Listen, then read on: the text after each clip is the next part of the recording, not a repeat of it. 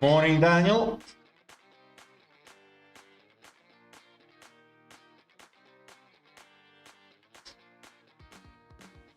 Cheers, Joel.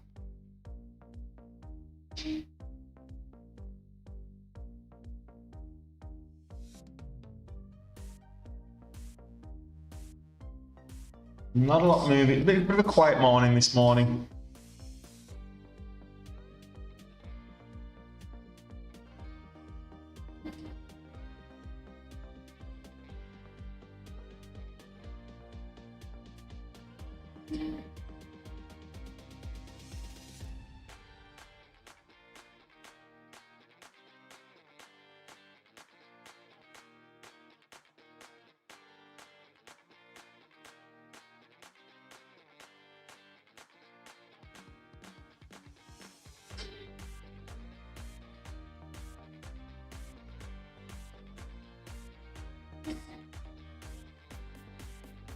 There's the 8 o'clock scrum. Algorithmic mess.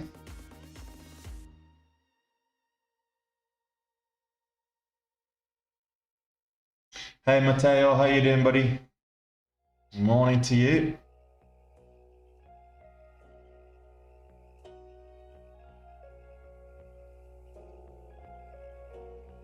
Oh, and I'll have another look at HLP. It's not really something that I'm interested in, but there you go. All the way popped up, rejected before 2, and now it's down below $1.50. So we go again.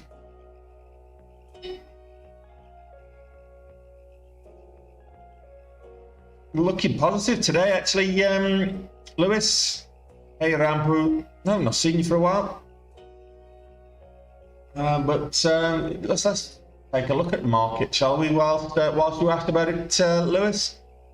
So look at the SPY on the daily, for example. So right now, if we look at on the 15, you can see where we're actually at. We're kind of just sideways, chopping sideways at the moment from yesterday's close. But it was a green day yesterday. It was a red candle on the daily, but it was a green day because it gapped up. So zoom in here, you can see red candle, but green day. Gapped up, held most of its gains. It did go severely red on the day, but it pulled back and finished green on the day, even though it's a red candle. Now, that being said, look at where we're at.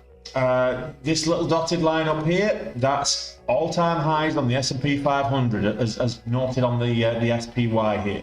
So a little bit of a gap up yesterday, green day. We're pulling back a little bit here today, but we're still, I would say we're still green at the moment. Just barely, and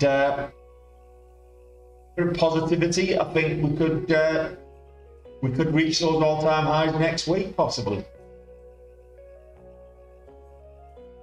Morning, Quora.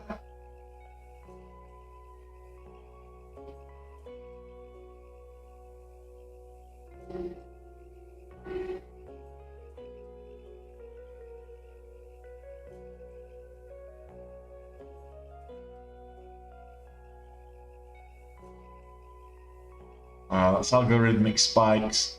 That's not actual price action.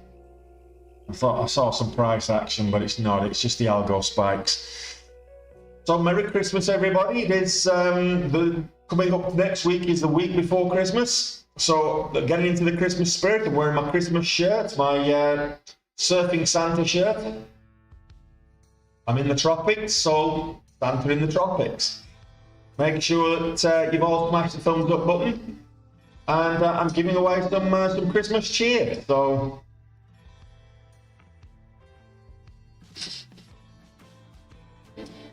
how often would I change my positions, Fergal? I'm day trading, so we're literally in a position for a few minutes. My average hold time is about an hour, so I'm in and out within an hour. This isn't value investing. So you look at value investing from a long-term position, and you know you can be dollar cost averaging. But with day trading, you're just looking for momentum. You're looking for momentum. You take a piece of the momentum, you get in quick, you ride the momentum for a profit, and then you get out. Before that.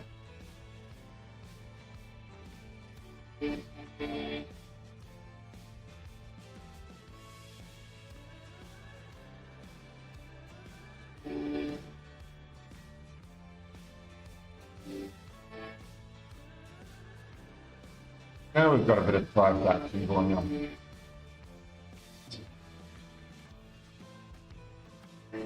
Hey, Alistair.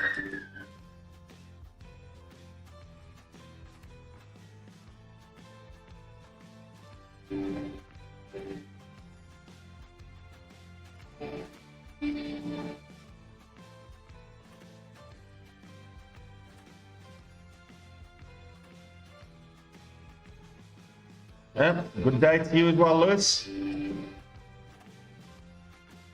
It's not easy, but then again, if somebody says that day trading is easy, they're trying to sell you something. It's not easy, and I'm here to basically show you that it can be done, but it's up and down. You know, you've got to accept that there are going to be days when you're wrong. And that's trading the stock market. You can be the best trader in the world, but you're still going to have days where you're wrong and you actually lose money. It's part and parcel of, you know, some days some trades don't go your way, some days it doesn't go your way, and that's part and parcel of comes with the territory. I'm hoping to go 8-0, Alistair.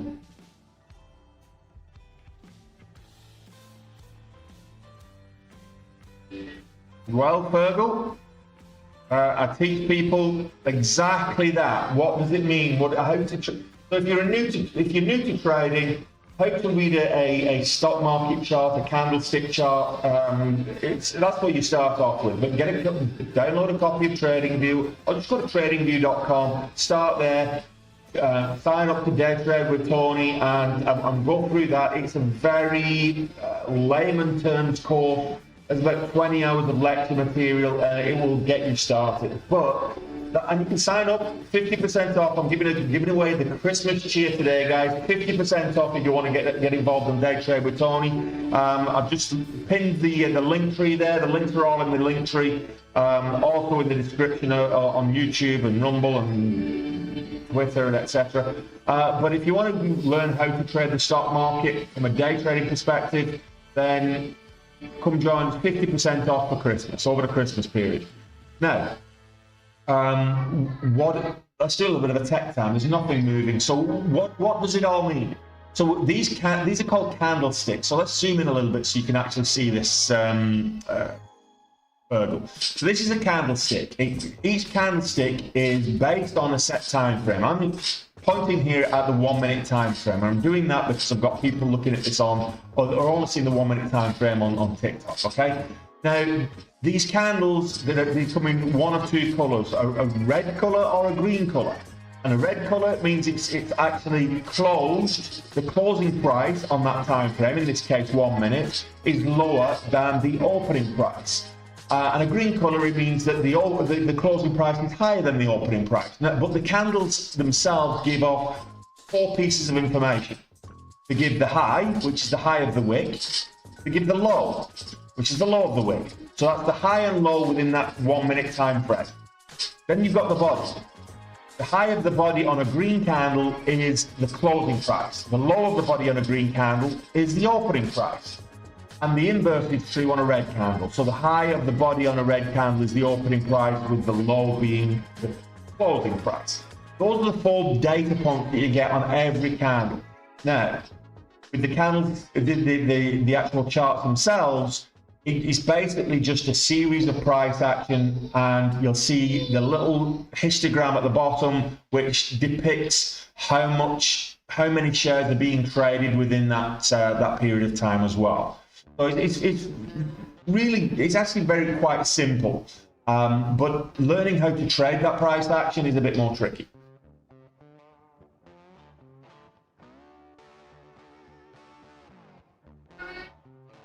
Yeah, cheers, Ted.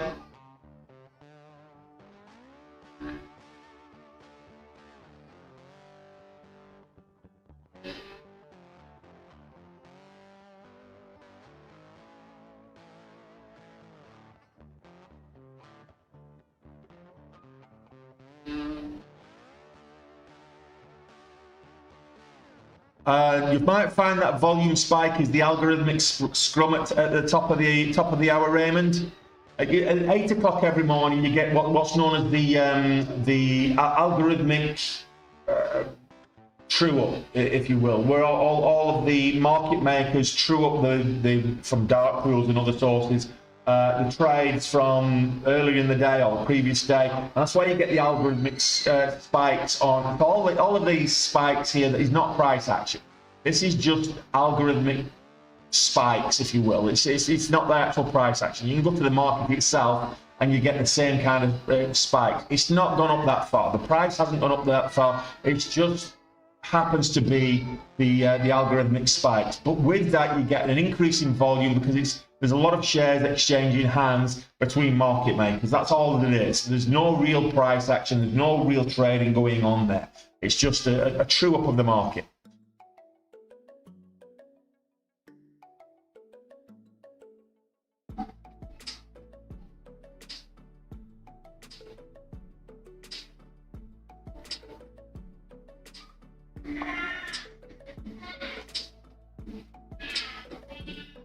Now, we had a decent win on this yesterday.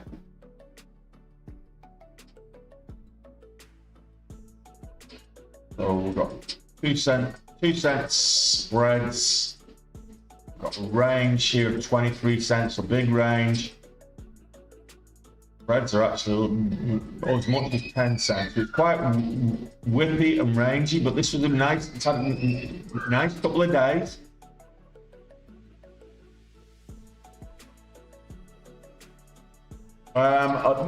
Digital tokens, you're more prone to scams, and so first and foremost, the actual trading something tangible, so it's a share of a company as opposed to, fugazi, fairy dust, which is what the crypto world actually is.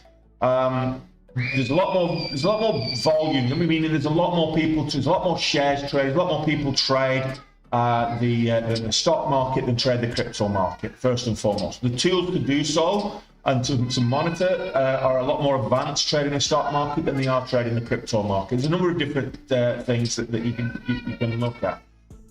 So you tend to find that momentum on a stock, it tends to be fundamentally based, whereas in the crypto, it's like I say, it's all fairy dust. It's not real. So the fundamentals of a stock might have a catalyst, a newsworthy catalyst. So it might say if it's a bioscience stock, it gets an FDA approval, or it's the tech stock gets a patent granted. That's good news for the company, and the stock price will rise on the back of it in most cases. Sometimes it does the inverse, but you look for that. Earnings comes out from a company, that can affect the price action. So you fundamental interaction, there's legitimate news events that can impact the price. Whereas with digital tokens, a lot of it is just pie in the sky. Not saying it's all pie in the sky, just the majority of it.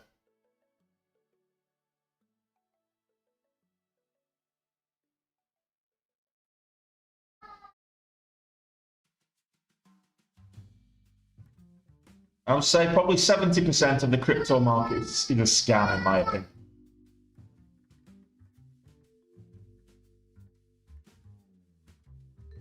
And you're seeing a lot of that now with some of the biggest players in the market are actually going to court and probably will serve jail time. Some of them are definitely serving jail time, SPF being one of them.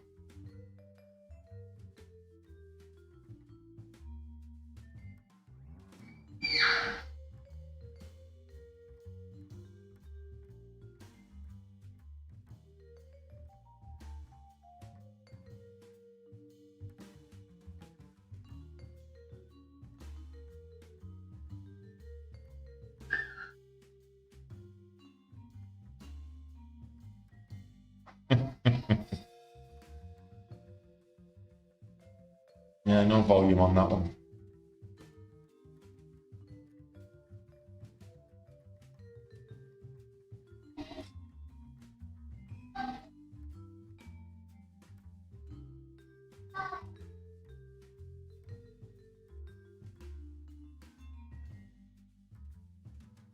And still is there, Fergal. It still is.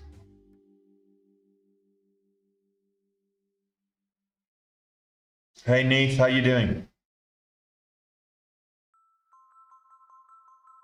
Wherever there's money exchanging hands, there's always risk. It's a Santa shirt. Santa, this is Surfing Santa. I'm giving away the best Christmas present you all could hope for today. So, Surfing Santa, Christmas is next week. So we've got to get in the spirit.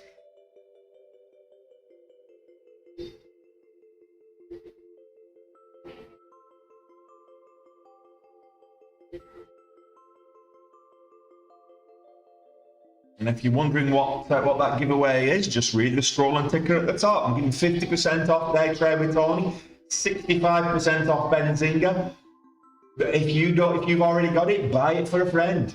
Seriously, give somebody an education that they will never regret. They'll thank you for.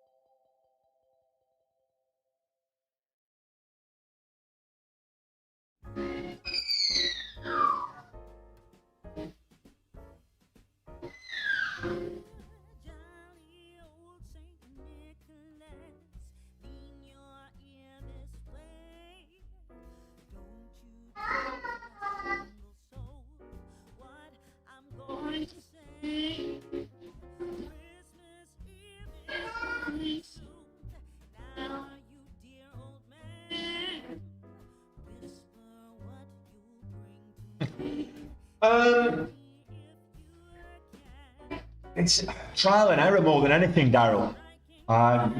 Working on certain strategies. So I looked at a few different things. So you look at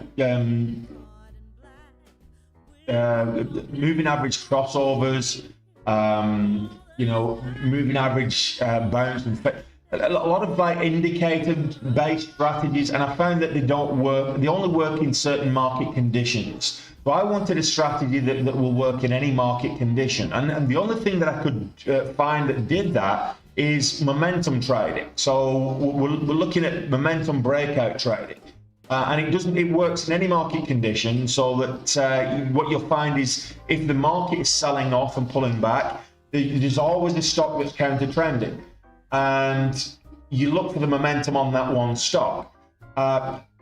Looking at other strategies, if they're based on certain indicators or they're based on certain market conditions, you're looking for certain signals in the market, I would rather trade the price action then count on the signals. But the signals ultimately will work. Those signal based strategies will work in certain market conditions. But then as soon as you're not in those market conditions, you kind of start wondering, well, why is it not working? And the same that happens when you back test it. You back test it in certain market conditions, it shows that it's working. But then as soon as it comes to the real world and you find that you're not in those market conditions anymore, you wonder why it's not working for you in real life. So trading price action, trading momentum, that's what, momentum breakouts is why I went for that one and settled on that one. It is a slow morning, Stone Cold. It is.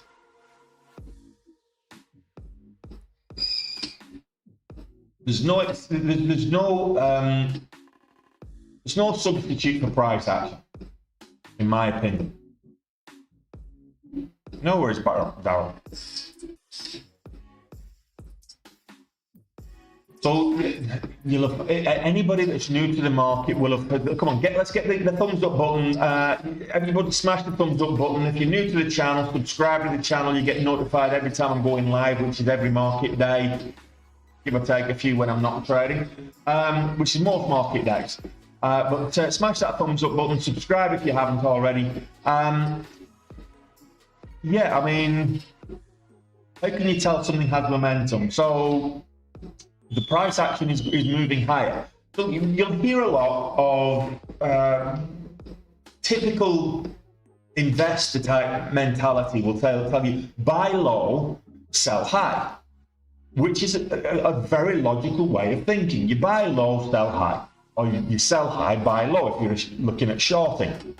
That's a different strategy, but I tend to buy high, sell higher. And that's the thing with momentum trading, is you're looking for something that's moved up quite a bit on the back of a catalyst. So what I mean by a catalyst, some kind of news event. It might be something as mundane as an analyst ratings upgrade, or it could be something significant like an FDA approval or a patent granted, or clinical trials in a positive clinical trials with a bioscience stock or something like that. It could be something, an activist investor has just bought a huge amount of shares of that particular company and pumped a lot of money into it, which can then have a snowball effect and other people start getting in behind it.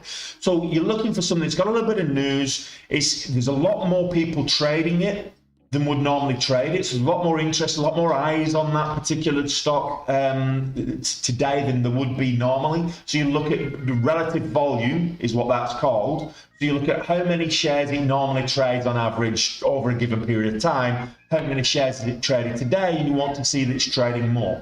And there's more trades to be taking place and more shares exchanging hands.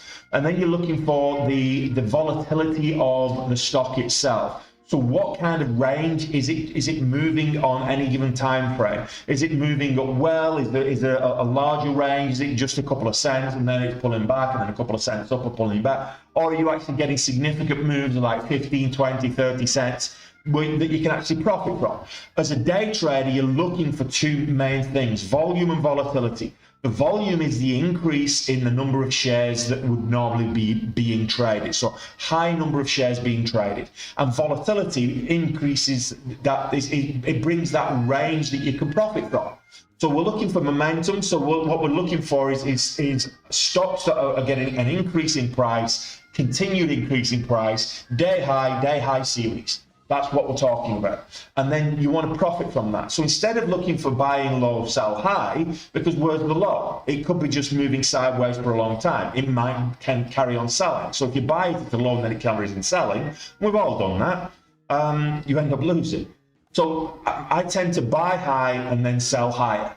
I'm looking for stocks that have the momentum and they have a higher percentage chance of, when I buy in, that they're going to continue to move higher. And that's where the momentum breakout trading comes in.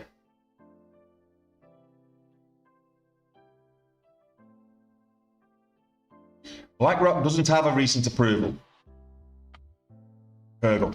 The recent BlackRock ETF approval, they haven't got any. So there's rumors that they will get it, but it's not been approved. And I think they've still got a lot of obstacles to but call me a bear, call me a crypto bear. There's a lot of obstacles for BlackRock or any other market maker out there to overcome before the SEC will approve a Bitcoin-based ETF. There's too much black flag shenanigans going on at the moment. Too many court cases up in the air. Too much money laundering and everything, which is the reason why.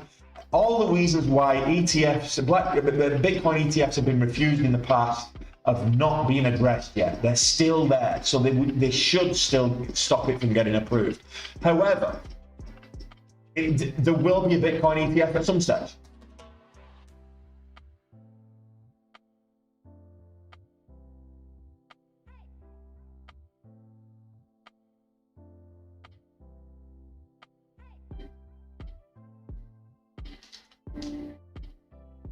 As well, Daryl, so going back to you and the strategies, Daryl, look, you can watch me trading and look, my P&L's up and down like a bride's nightgown on some days. It really is.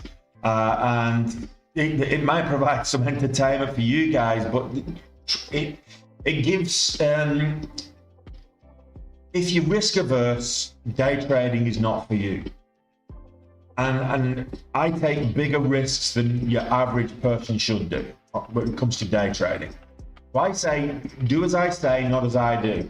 I don't advocate anybody trying to replicate me, and that's why I've got a little scroller at the bottom saying, don't follow me blindly.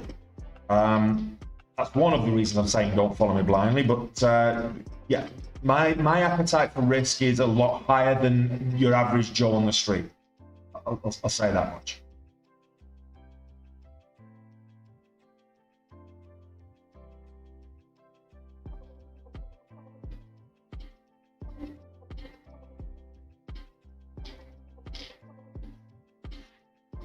If you're picking a strategy, swing trading is a lot more.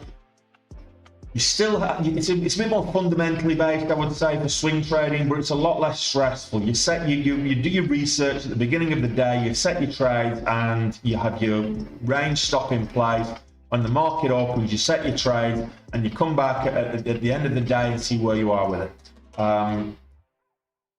As a day trader, you pretty much you're glued to your screen for the whole time that the market that you're looking to take something out of the market. As a swing trader, you look for newsworthy events. You look for strong stocks that tend to trend when they have those newsworthy events. So that tends, whilst you have a bigger range that you're looking for, so you use smaller share size as well with swing trading, and it's probably less risky than day trading, but it's more risky than value investing.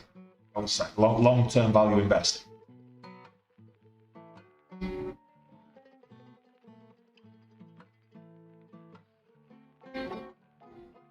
Yeah, no, absolutely. It's a news indicator. Well, Bitcoin got a pump on a rumor that the Bitcoin ETF was being approved, and it wasn't.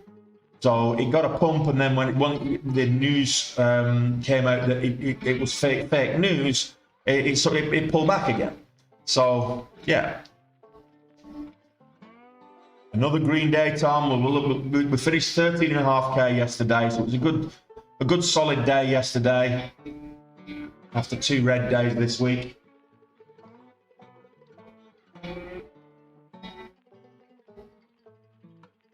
Thanks for the gift, Lewis. So we've got an hour before the market actually opens.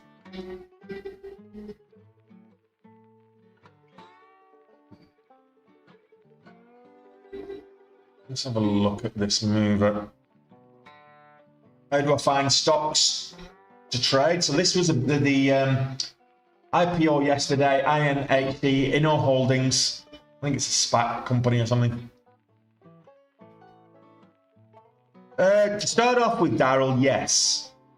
And sometimes I still have, momentary lapses where I use a poker terminology, and I describe it as going on tilt. And I did this a couple of weeks ago, where I made a stupid mistake. Well, actually, I didn't make a stupid mistake. I didn't get filled when I got in on a stock as it looked to break out. I got faked out and it pulled back, and I didn't get filled on my exit.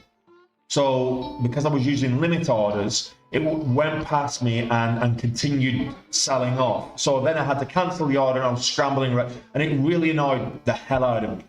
And then on that, I went on tilt and tried to trade my way out of that. Instead of just cutting it for a loss, I tried to trade my way out of that and went even worse, into a worse red situation. So that happens to everybody. The emotional aspect of trading can, as a day trader, can be one of, and probably is one of the biggest hurdles to overcome. And I still succumb even to this day. I still have those red days where I look back at the red day and I think, you know, a losing day, and I look back at it and I think, could that have been avoided?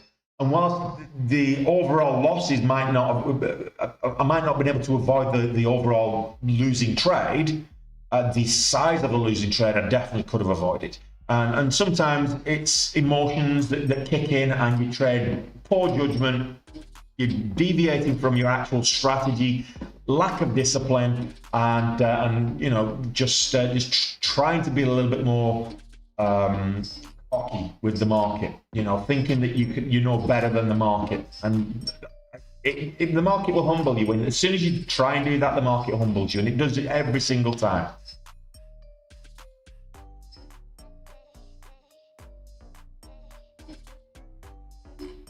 Oh, Fergal, yeah, it's not by choice. It's just that bioscience tends to be the sector that I trade more than most. Why? Because it's the most volatile sector. It's that simple. I'm looking for low float, relatively low price, low float stocks. What does it mean by low float?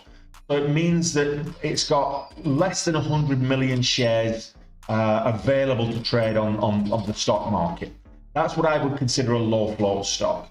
A micro float stock, less than 10 million. And those are where you get a lot of volatility. If you get a day in the sunshine where those stocks are moving on good news, you can get $2, $3, $4 moves. You can see them moving like 200, 300, 400% intraday. And they happen a lot more often than you would get within the crypto space, for sure. But it's on good volume. There's a lot of people trading it, which makes it a little bit more reliable than the pump and dump schemes you see in the crypto market. So yeah, I mean, crypto is unregulated, and there is a lot of money can be made in crypto, but it's more akin to gambling in my book. Forex market, you're not going to make money in the forex market unless you're starting off with a large seven-figure account. It's almost impossible to make money in the forex market with a small account. If you're day trading, you're probably not going to make much money in day trading the stock market with less than $5,000, minimum $5,000. The SEC put rules in place if you're going to be day trading, what they call the pattern day trading rule, that you have to have $25,000 worth of equity in your brokerage account, and if it's a margin account, that is to day trade. Now, if it's a cash account, you can trade away, but you've got the settlement rules in place that kind of limit your trading. But with a credit account or a margin account, then you're going to be struggling with anything less than $5,000. If you're thinking of getting into day trading and you've got $500, take that $500, buy yourself an education, learn how to trade, pay for a simulator for 6 months. You're not going to, trust me, you're not going to be able to day trade with $500. No leveraging cash accounts, no shorting in cash accounts, John.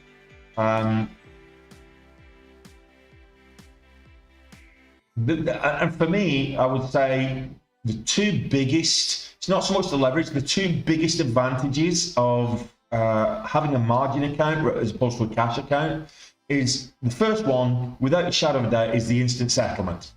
So you finish a trade, the gains that you've made on that trade, and then available for you to use in your next trade. It's that simple. That's the beauty of a margin account. But also the ability to borrow shares and short. So you can sell. You can sell at the high when a stock's looking. I mentioned shorting earlier. If you're unfamiliar with what shorting is, it's when a stock is selling off. So, for example, here we will buy it here at $8 and then sell it at $7 for a $1 profit. Sorry, sell it here at $8 and buy it back at $7. Well, how can we sell it? Surely you have to have something to sell. No, what we do is we borrow the shares from the broker using a line of credit with your broker. That's what the margin account will allow you to do. You borrow shares, sell, and then you buy them back at a lower price and you keep the profit. And then you give those shares back to the broker. So those are, for me, those are the two biggest advantages of a margin account, of having a margin account.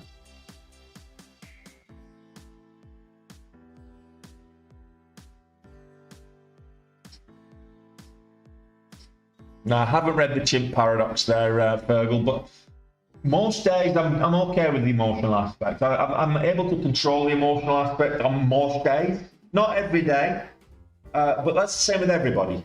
You know, you're not going to keep your emotions in check every day. Practice will help you. The more you practice, and practice in a simulator first, practice the strategies, and then move to a live account, but trade very small, incrementally small. So you're looking at trying to make $10, $20 at a time, as opposed to going in big. And that way, effectively just covering your commissions and charges that you incur, if you're incurring them.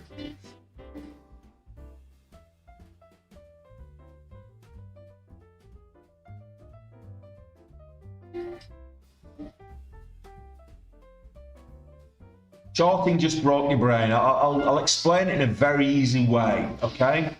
So, I know somebody that's got the iPhone XS and they're not using it. So I asked, can I borrow your iPhone XS? They say, yeah, off you go. And it's brand new in the box. It's never been touched. So I borrow this iPhone XS. I'm not using it. It's not for me. What I do is I go out onto the market and I sell it for $1,500. And I know full well that the next version of iPhone is coming out in a week's time. So I sell it to a man that's desperate for an iPhone XS and I get $1,500 for it. Then the next version of the iPhone comes out and the price of the iPhone XS tumbles and you can buy it for $800. So it's like half price because the latest version is what's being pumped. So I go out onto the market and I buy back another iPhone XS, not the original one, but I buy an iPhone XS at that lower price and I give that back to my mate who I borrowed it off before. And he's got his iPhone XS that he wanted. I've sold an iPhone XS to somebody and I've just made $700. That's shorting. How can shorting go wrong? Well, you've got the potential for infinite losses.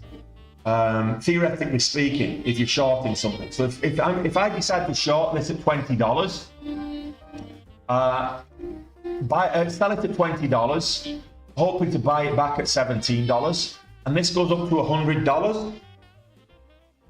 $200, $300. There's no ceiling on how high the stock can rise. That's the problem. So my account gets blown up. I get liquidated.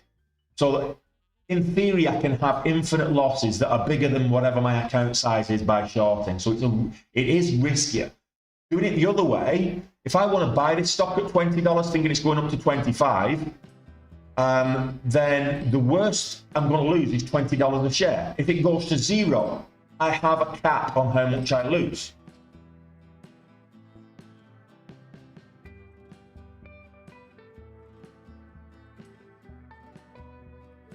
No SIM card, it was open.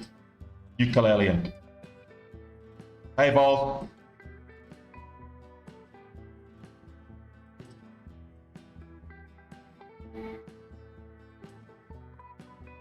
Aurora Technology is one of these SPAC companies, low volume, Big spreads, big range. I wouldn't advise anybody try day trade this today unless you've got a few quid spare that you can afford to lose. Seriously, it's don't trade this on margin. It's going to be big moves both ways. This is Aurora Technology.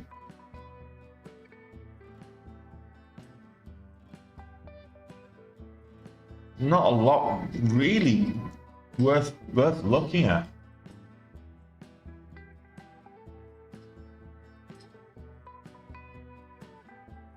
No, I'm not seeing anything that's got any momentum right now. But we've got 50 minutes before the market actually opens.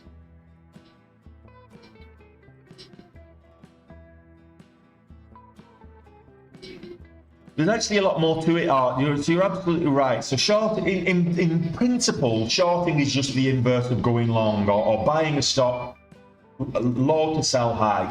Instead of buying it low to sell high, you're selling it first at a high price to buy low. In theory, that's a simple way of talking about shorting. However, in reality, TZA.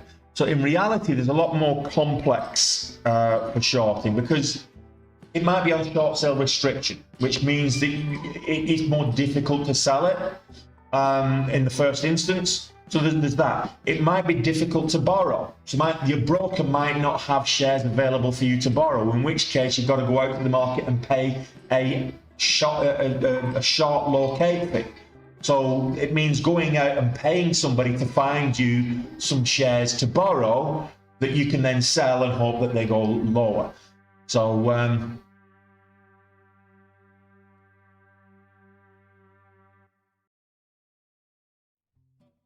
bear market. This is ETF. Looks like the SPY must be pulling back. Yeah, just gone red on the day. The SPY is an ETF that tracks the S&P 500. SPY is the ticker. It's the Spider S&P 500 from State Street. It's known to be, I suppose, it's the daddy of ETFs when it comes to index-linked ETFs. It's the one that follows the market the best. Yeah, I was looking at it as well, Vols. I was looking at it as well, and looking for an entry. I couldn't find an entry. As it went green on the day, we saw this volume coming, and I couldn't find an entry. To be fair, 750 or whatever, and then when it pulled back, I just didn't get it. So sorry to hear that you got caught on that one there, Vols.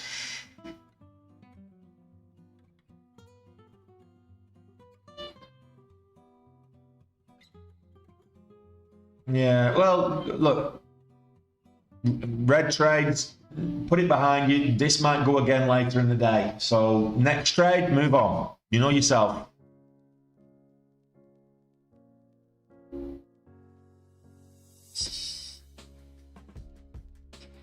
So biggest gapper today, stock gapping up today, is this Aurora Technology. It is a SPAC merger. High risk, possible high rewards, but very high risk. Just the spreads alone are currently about 50 cents, as much as 50 cents. 50 cents and then some, 67 cents I saw there then. So Aurora Technology is very low volume. It doesn't meet the criteria, I would say, for a good setup, but it's a good gamble play. We've got a couple of IPOs set to launch today. So we've got the ticker will be BAYAU, Bayer. And then we've got ZKH Group. ZKH is the ticker. That's due to launch today as well. So 2 IPOs to watch out for today. May give us a bit of volatility. Rivian's pulling back.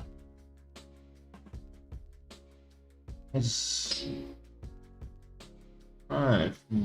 Rivian breaks below 22.50. It might be worth a short, you know.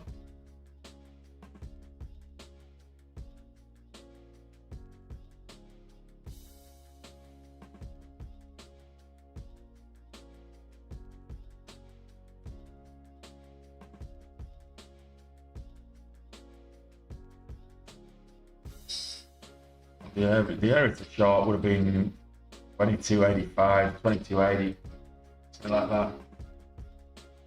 Yeah, 22.80.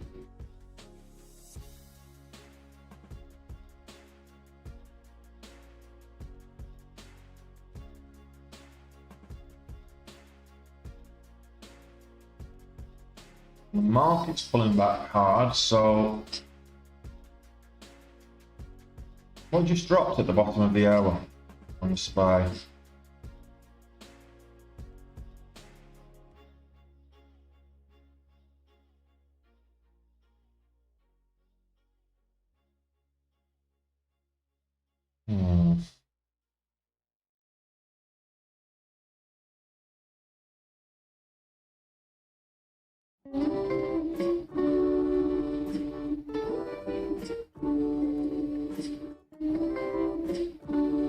There you go.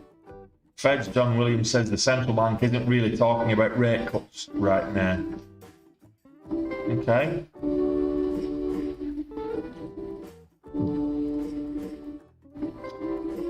Yeah, of course you are, Cal. Of course you are.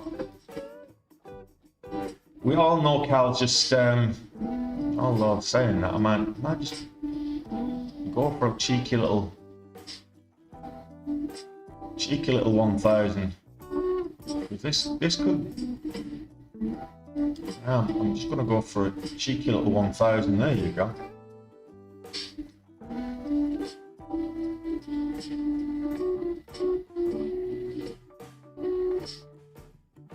This could motor.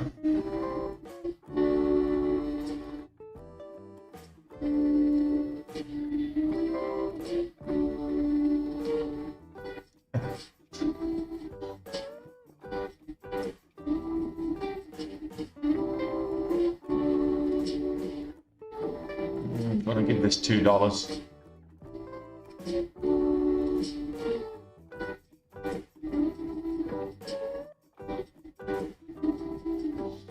We've got $1.40, well, $1.39 on the ATR. Range is as much as 50 cents, 60 cents. So I'm giving it $2, and then what am I? 24.29. We've got the 9 EMA at 21.85. So I'll give it $2. Risking 2K on this. Could I get 4K to the upside? Yeah, absolutely. This could go up to 30K. Quite simple. This was at 95. This went $90. This was at earlier today. So looking for that bounce.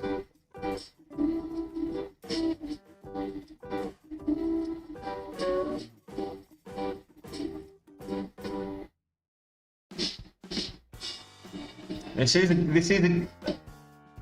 not a YOLO punt because I'm not all in on it, but I know the risks associated with trading something like this, which is why I've not gone big size on it, and I would never go big size on something like this.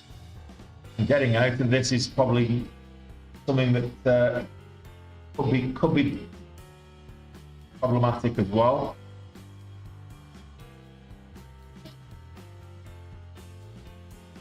This web, like for example, I just stayed in with 1,000 shares and this went up to $30. I've been making what, 5K on this one. And this went from, in the last few minutes, it's gone from 16 to 25 nearly. It's got a $10 move, which is why I thought, you know, why not? It's Friday.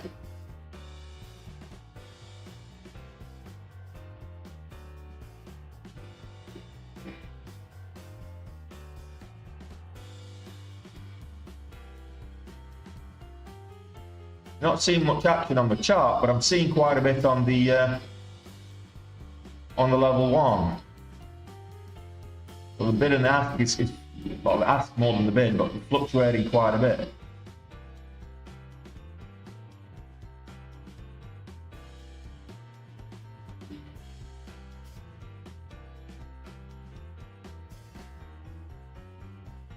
This could be interesting.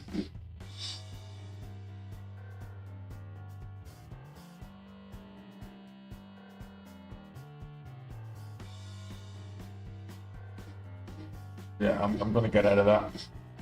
I'm going to try and get out of that. There we go, and there we go.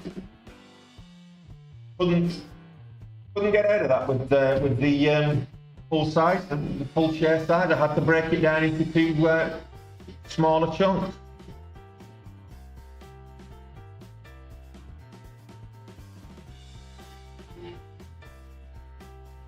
This goes to show liquidity is a big thing as well. You're not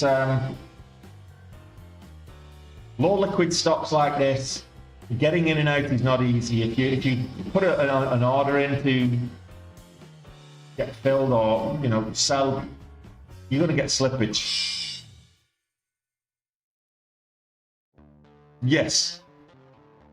The level 1 is your bid and your ask. Level 2 is the orders that are waiting. Nice one, Neve. You're all a bunch of degenerates, you really are. Trading this garbage. It says me.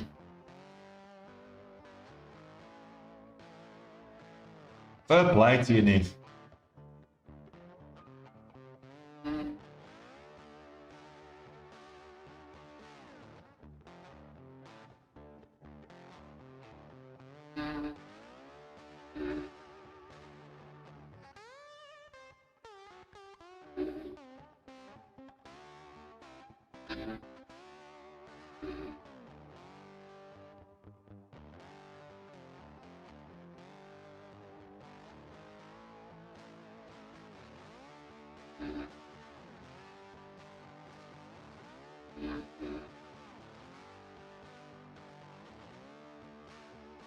All a bunch of degenerates.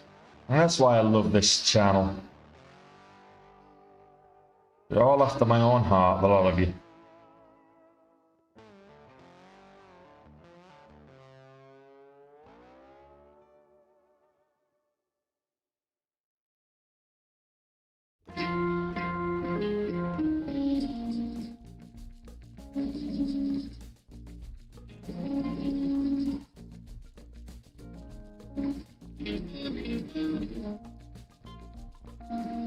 No, it was a healthy pullback, to be fair.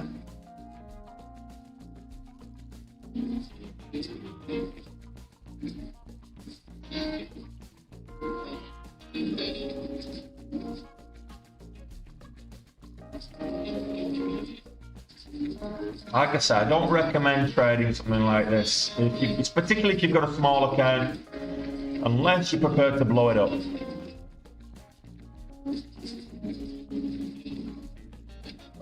This is your comments are live on here on LinkedIn, on YouTube, on Twitter, Twitch, Rumble. It's a slow day today, time. I think this is going to go up to $30 today, probably even $40. I don't think it'll go up to 90 again, but I think, yeah, I think we'll probably break 24 again for sure.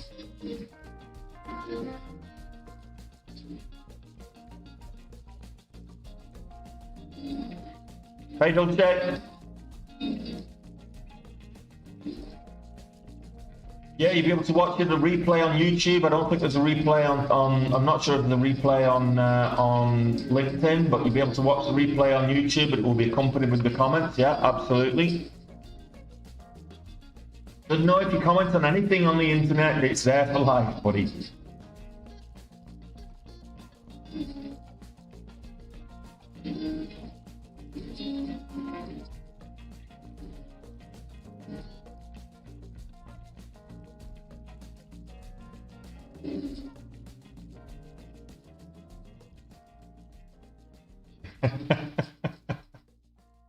He certainly does.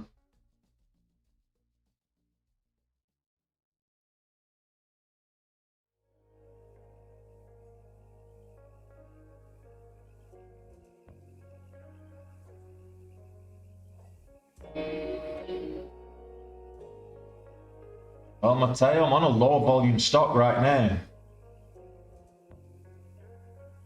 The range and the volatility of it is huge.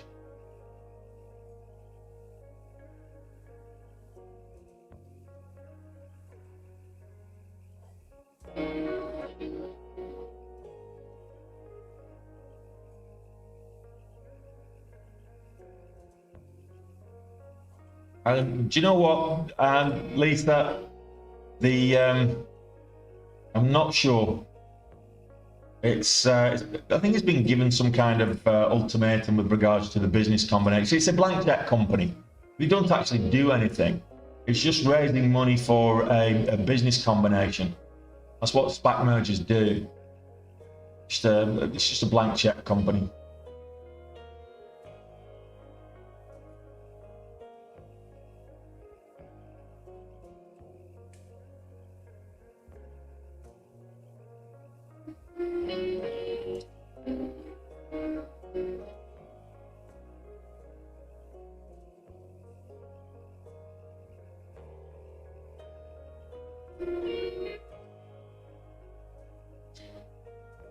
See, 50-cent spreads at the moment.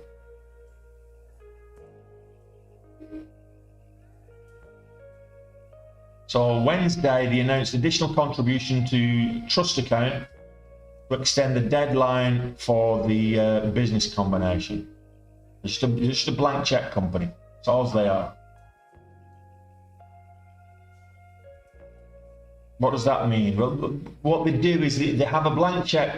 A blank check organization is a company that will float on the stock market to raise money in order to have a business combination. It's how Donald Trump did his DWAC, did the Truth Social and stuff like that.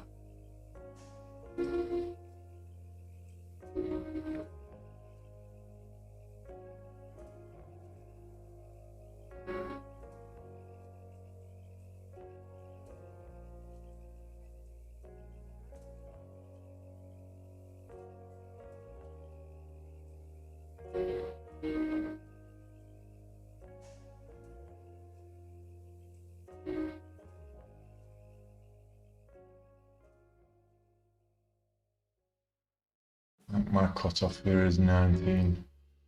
Gotta be.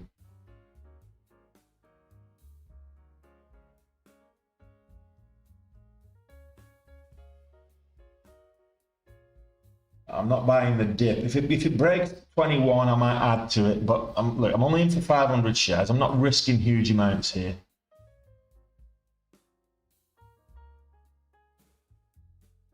Just a swing. I mean, with a range of $1.30 nearly.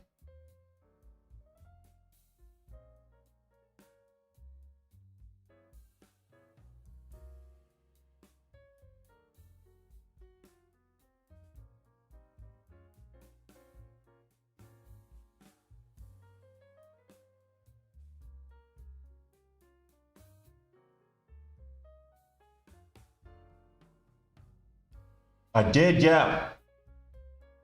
I traded. I made that was a fantastic. That October 21. That was Dulce. There was yeah.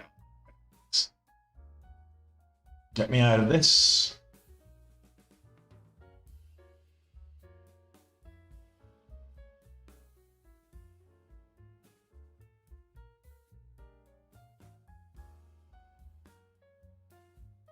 There we go. Yeah, that's silly gambling on the start of the day. But look, there's not a lot else moving. So yeah, DWAC was huge. I made a fortune that day, and it wasn't just DWAC. There was the warrants. There's DWAC, DWACW, which was the warrants, and what was the other one that was that particular day as well that was linked to it? Hang on a minute. Let me just go back to October.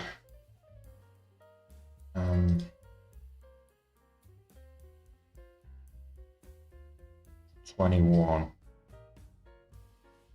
2021 October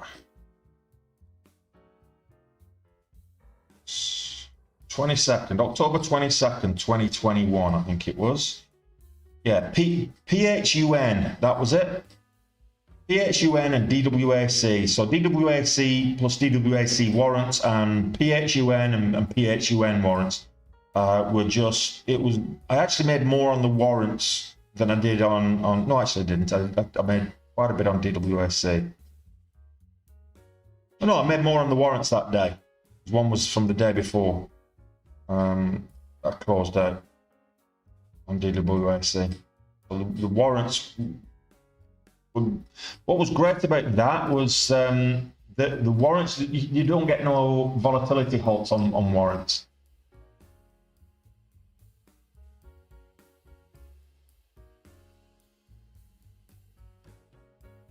So when DWAC halted, you could carry on trading the warrants, and the warrants were still going up. 2021, great days.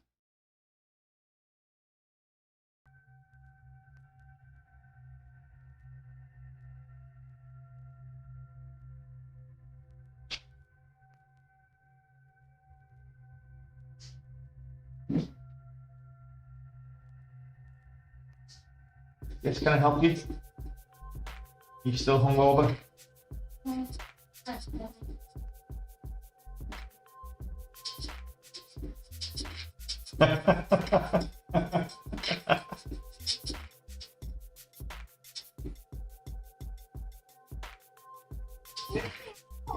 I don't know where Miyako is. Where is she? Not here. He must have locked her outside.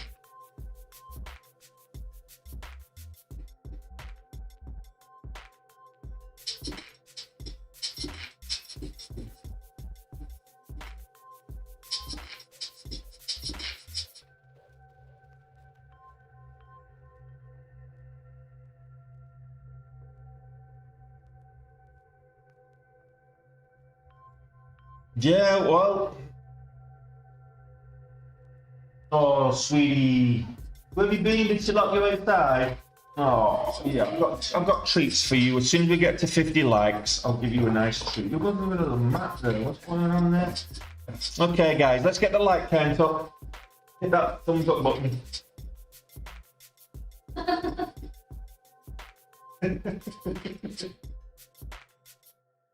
Hit that thumbs up button. Let's get to 50 likes, and I can feed the dog.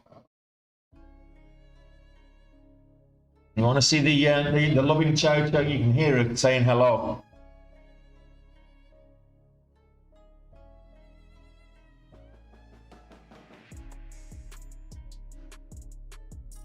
So let's get that like count up. Let's get over 50 likes, and I'll give the dog a treat.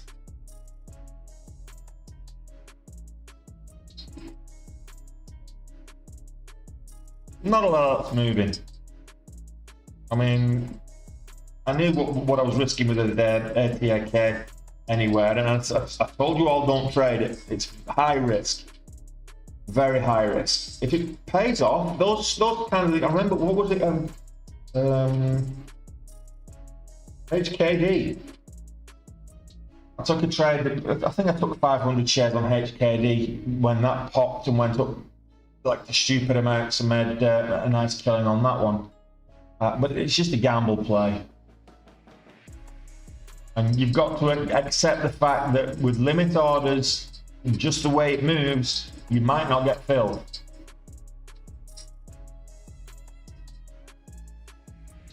When the market opens, fill your boots, because you can put stops in place, and you'll get a lot of slippage, but you can put stops in place.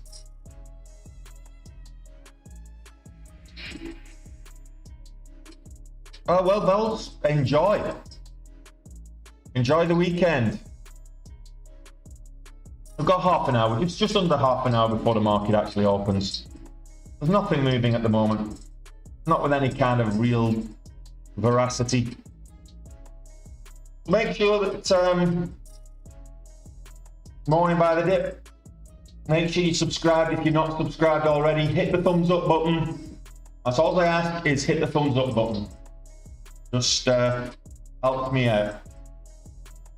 If you want to learn how to day trade and you're new to it, if you're new in or an intermediate that's struggling with consistent profitability and you want to learn how to day trade, then come join the Day Trade with Tony community. Linktree is in my profile or in the Linktree in the chat. But I've also, if you're watching on TikTok, just go to my profile, see the Linktree, and you can get 50% off for Christmas. I'm giving it away for Christmas, and you get the education, you get all of my reading material that I use to learn to trade, and you get access to the Day Trade with Tony Discord, private trading Discord, trading community, and myself as a mentor. So yeah, check that out. Use the code XMAS, XMAS at checkout. You'll get 50% off. Giving it away for Christmas. Feeling festive. Hence my Surfing Santa shirt.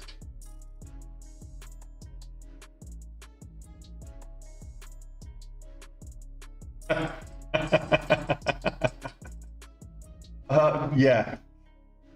Ed, just go with Dash Trader instead, buddy.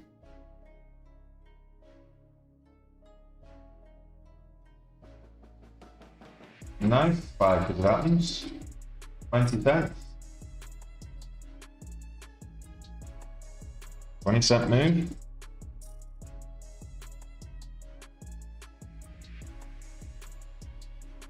No, it did spike earlier in the day, and I got burned with a fake out.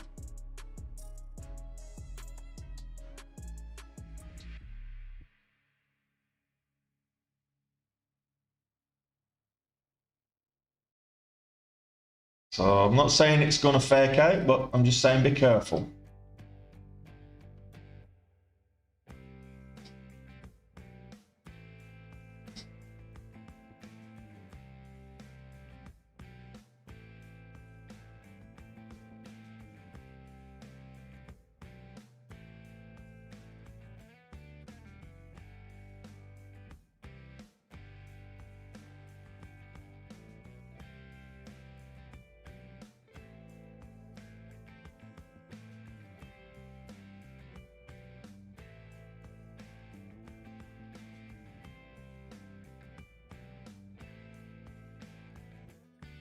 Not a lot of volatility today. Well, there's quite a bit of volatility, but not on good volume. Aurora Tech's got the most volatility at 60 odd percent up on the day, but no volume.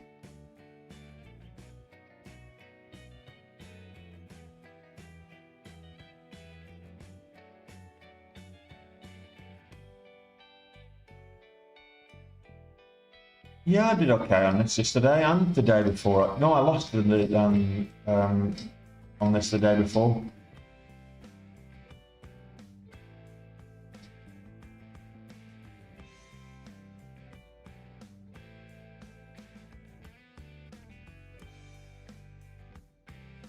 I didn't. I went to bed to watch. Well, I didn't go to bed. I went and watched the football. INHD, the IPO.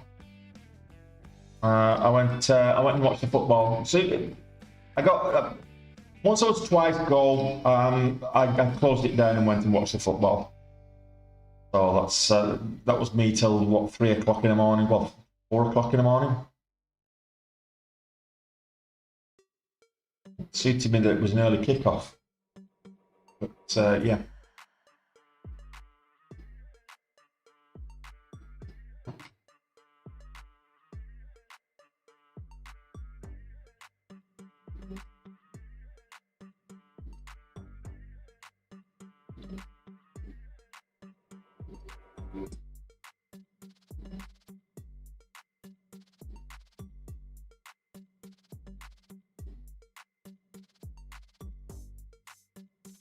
Relatively tight stop here. 6 cents.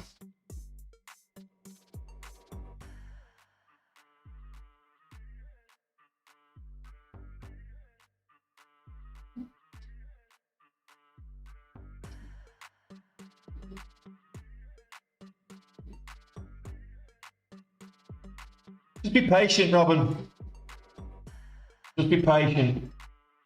Boredom trades usually don't go your way, as we just saw with attack. That's not how you day trade, by the way. Those two entries on ATAK.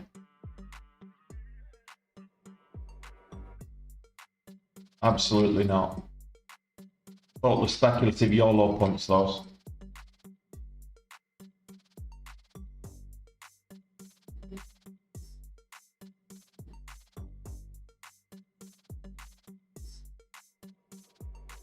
Yeah, there's not much looking bullish, and there's nothing on the gap scanner that's saying gap and go. The RCA is very choppy. That's the only thing that's looking gap and go to me.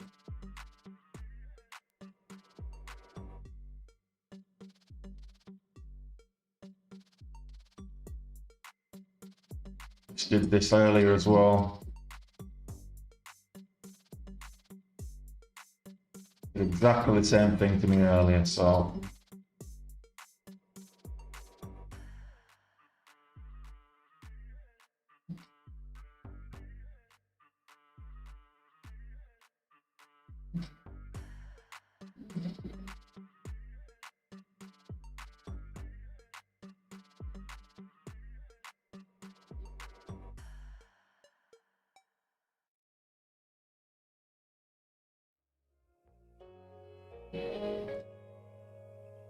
Yeah, INHD now, 895.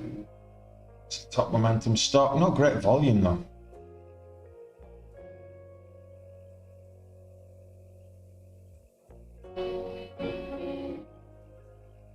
Yesterday's IPO.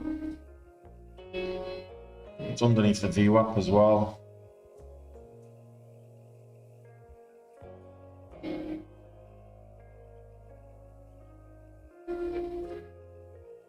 Freight technology was good up until it wasn't.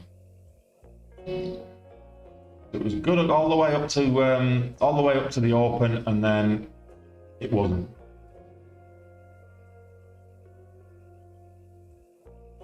Rivian was good up until the open as well.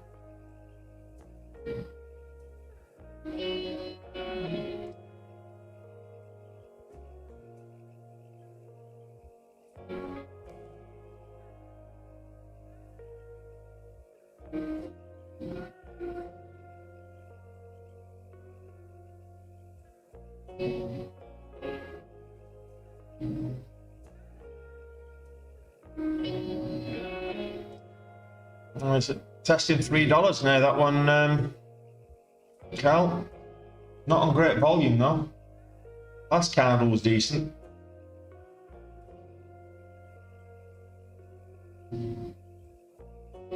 It's just choppy at the moment, C4. You look at the VWAP, it's just sideways. If I can get 10 cents out of this, I might get that 500 back. But it's just chopping sideways.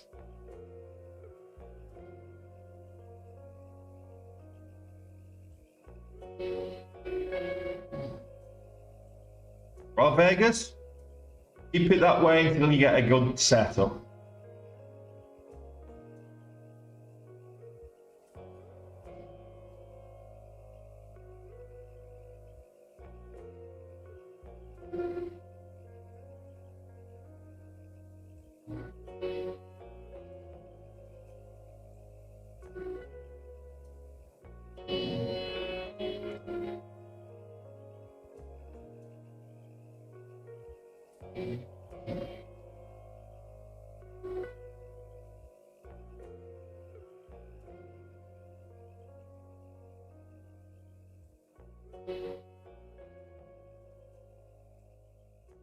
No volume on this either, so I really shouldn't be in this now.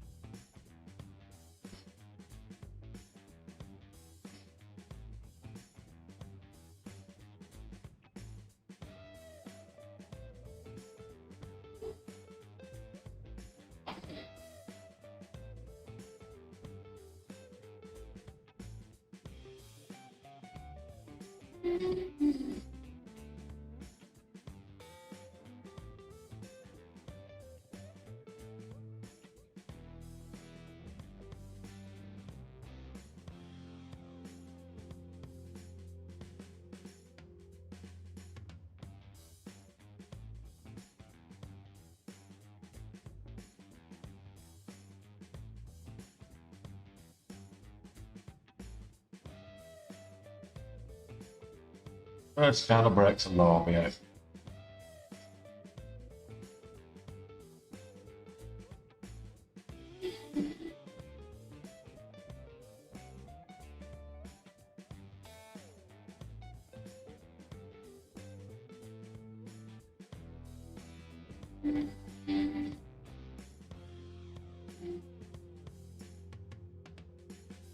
$5.46.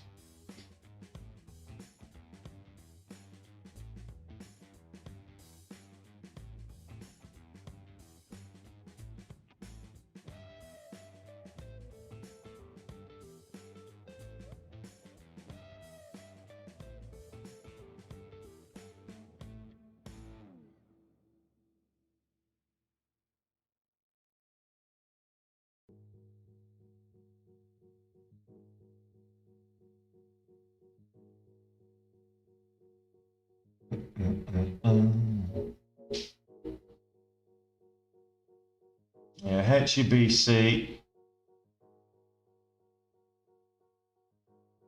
19% up pro rata. It looks like it's like 1,000% up because of the stock split, but it's not. But 20% up pro rata. Or rather, reverse stock split.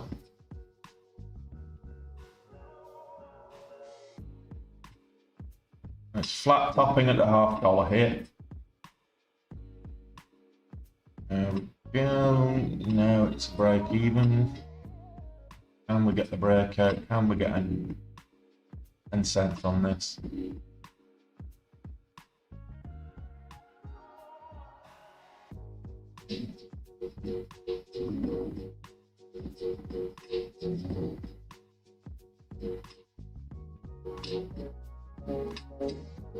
Take 5 cents, I think.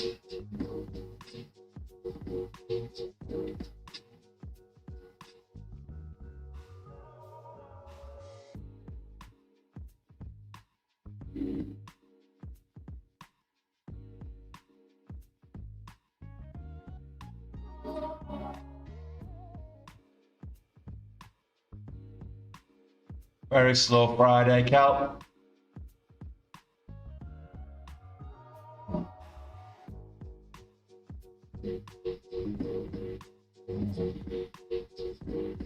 Yeah, I used to think that triple and quad witching it would bring some volatility into the market, and it used to. Of late, it's not made a blind bit of difference.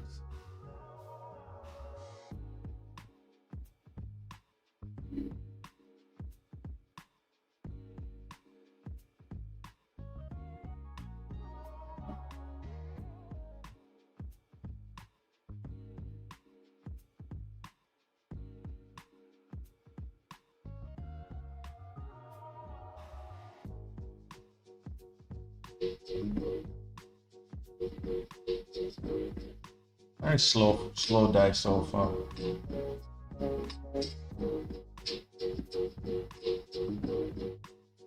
Go on, I don't like those two wicks.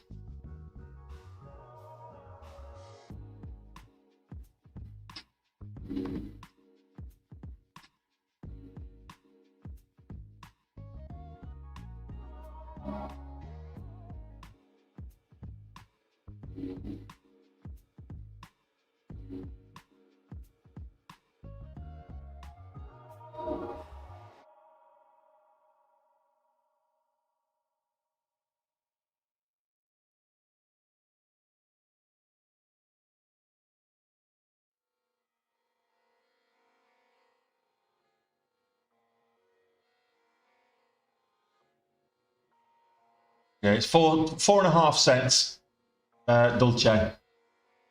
That's the ATR is 4.5 cents on the 1 minute at the moment.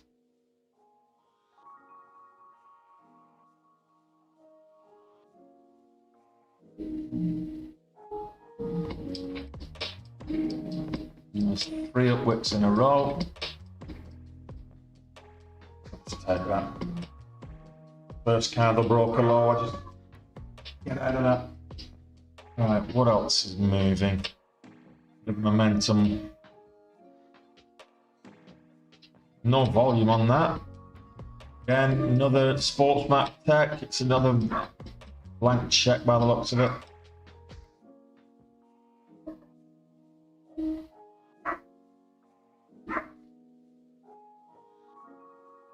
No volume on Hub Cybersecurity.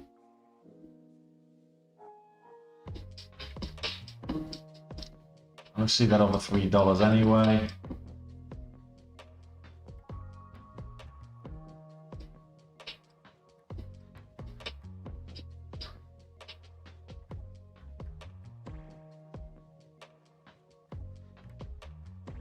Yeah. Just a case of sit and be patient now, guys. SoFi moving up. Making a little bit of move. Slightly green. The markets are back green again. So markets are back on the ascendancy. Slightly above the VWAP. Or 70.48. Not too far away from all-time highs, $9.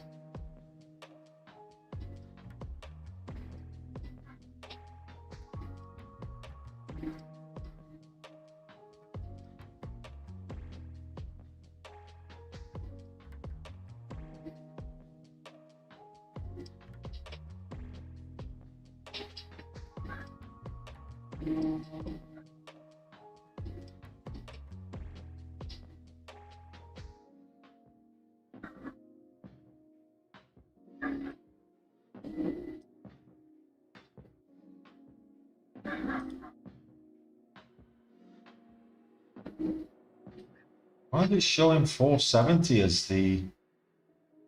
That's not right. Closing price. Previous closing price, 470. That's not right. A bit of a... Anybody else got that on their previous closing price? With the SPY?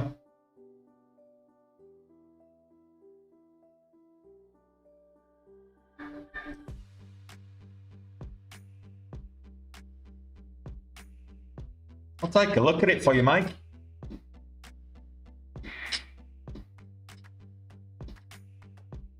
No volume on it. Had a good day yesterday. Could exit, but there's no volume on it. It's like 65,000 shares traded, so there's nobody trading it. Be careful.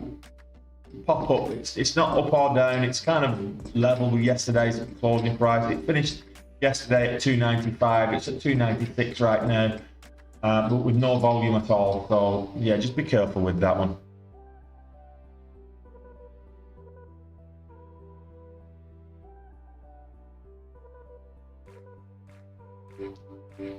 There's no Holly Inc. No volume. 762 shares have been traded. And there's even less volume on Holly Inc. So I wouldn't even go near those until after the bell. You've got 7 minutes.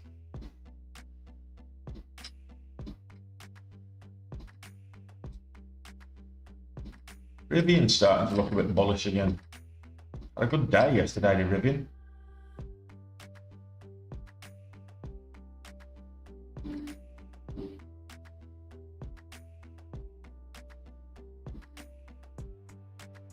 A83.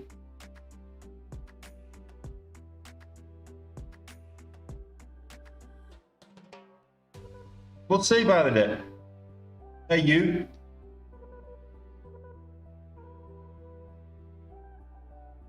Well, I think what what I'm going to do, I'm going to take a quick bio break. I'll be back in a second.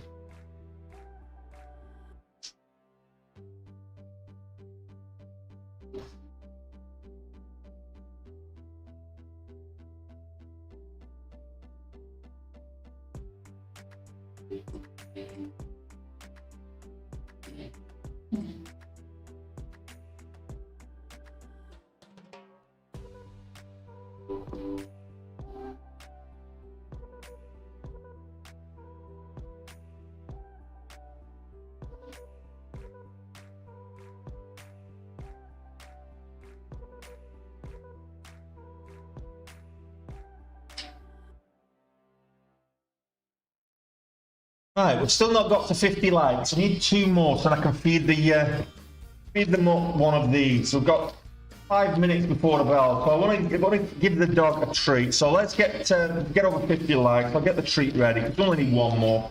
Somebody, if you've not done it yet, somebody just smash that thumbs up button, and then we can give the dog one of these. There we go. Okay, so here we go. Let's, everybody say hello to Miyako.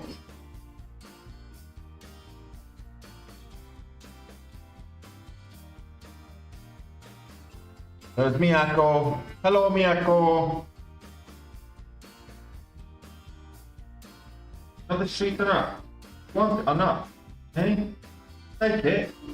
Take it.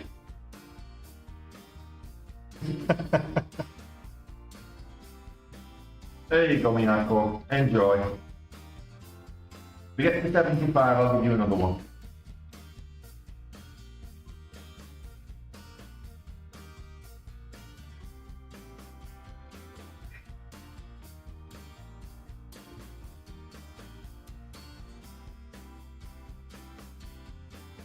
Amongst other things, you.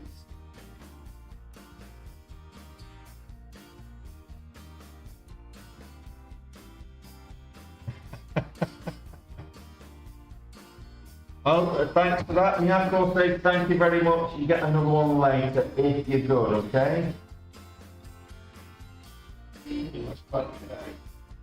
Nice. Okay.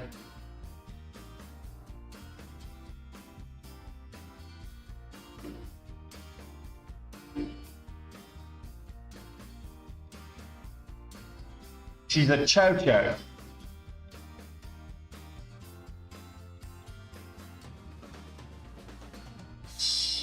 She's my trading buddy.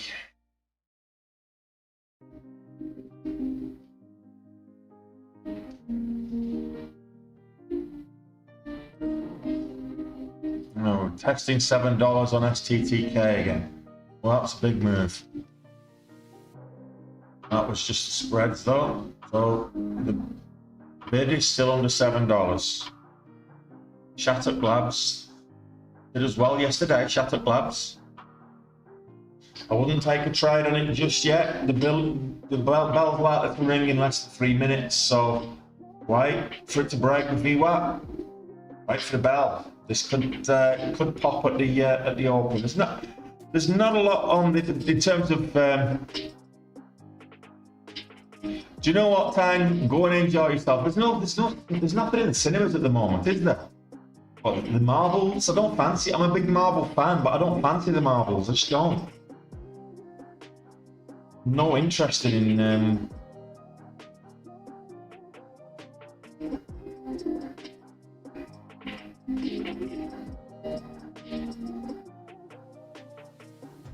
Altimmune. Have you seen it, Tang? You watch it? Yeah, VRCA is underneath the V. It's just shopping sideways. So Verica Pharmaceuticals, it's actually pulling back right now. It's just shopping sideways. It's not great volume. It is the top. It's the leading gapper after Aurora Tech, but it's not doing anything. So. Well, how can you tell it sucks if you've not watched it, Tam? I just don't fancy it. I'm not saying it doesn't suck, and you know the critics. When the critics panic like they have done, it's usually better than what the critics make out. But Do you know what? I'm going to change the scanners over early because that'll stop me from getting FOMOing into something. It's going to be one of those days, I think.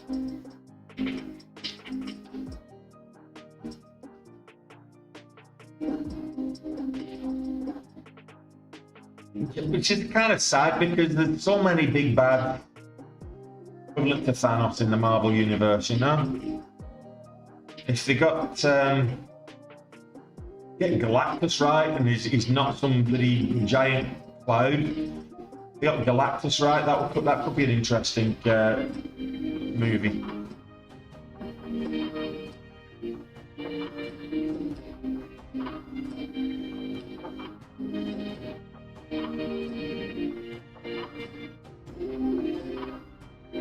Right, guys, 30 seconds. I'll have a glug of water.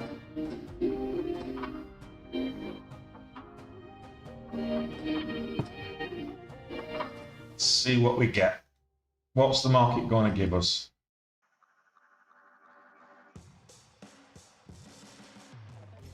Take your time.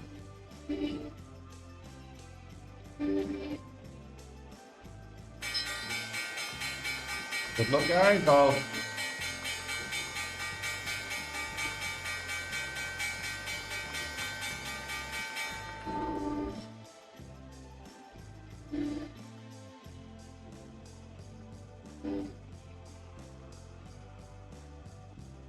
That was crap. Those are terrible.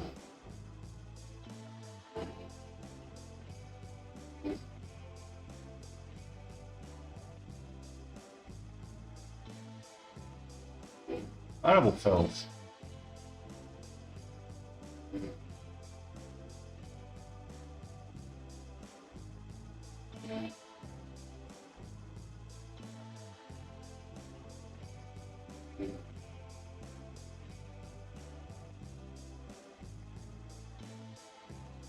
Go back in it.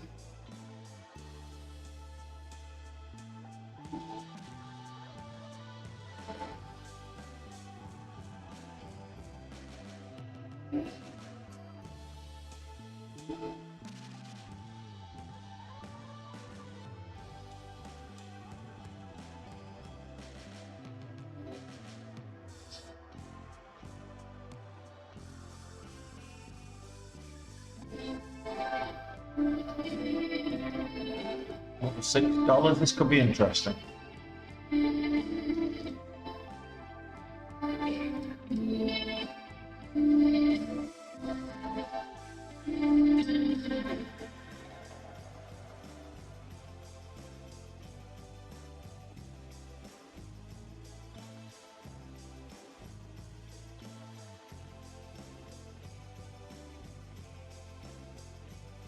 Anything else?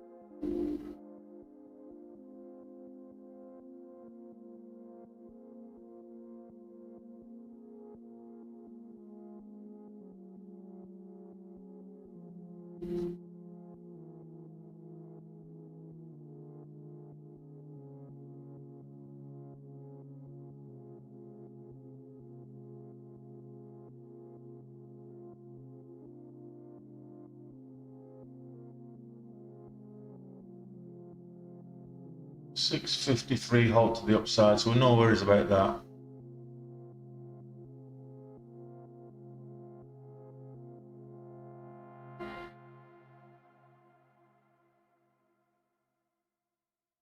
Lost a little bit on that pullback.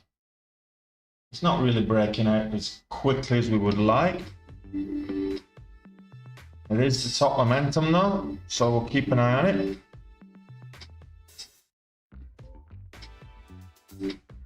Quite a lot of halt, most of them to the downside.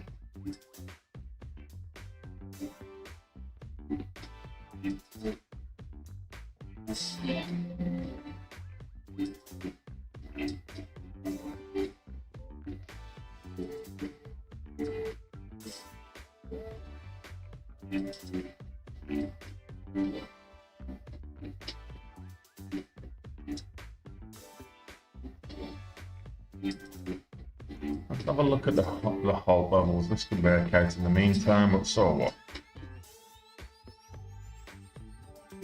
Newbie halted to the downside.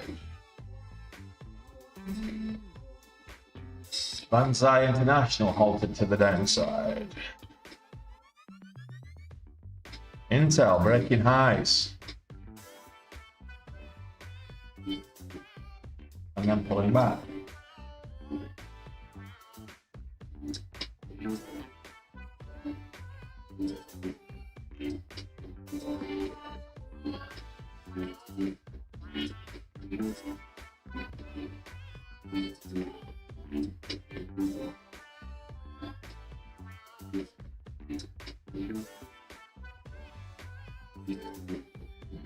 Facebook or Meta breaking highs, and Nvidia up there at over 488.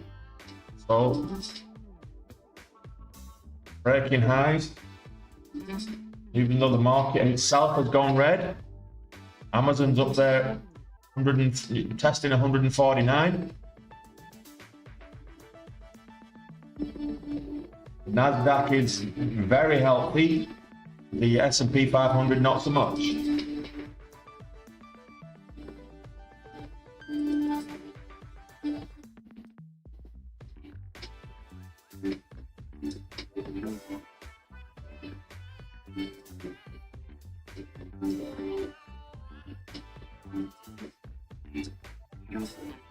Arcadia. It's well, we traded this well the other day. It's had a nice pop as well today. Volume's not great though.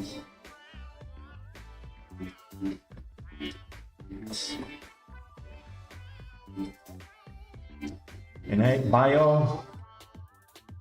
Yeah, not great volume. Top momentum to the upside at the moment. Innate Bio.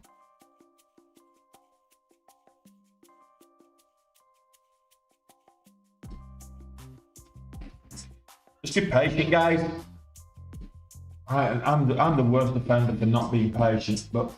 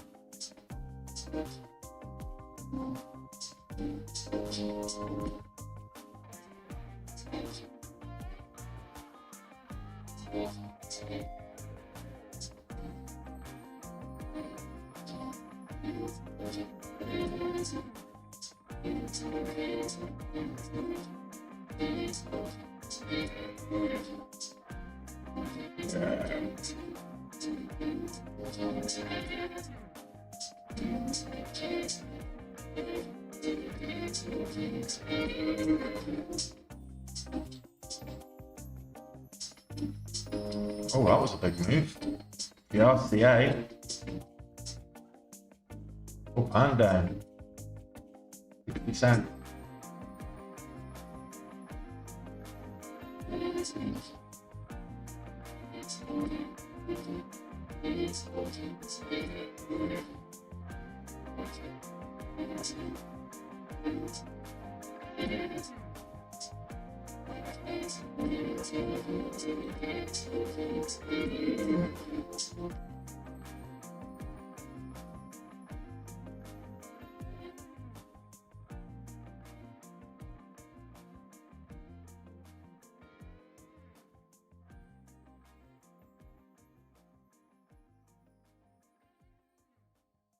So.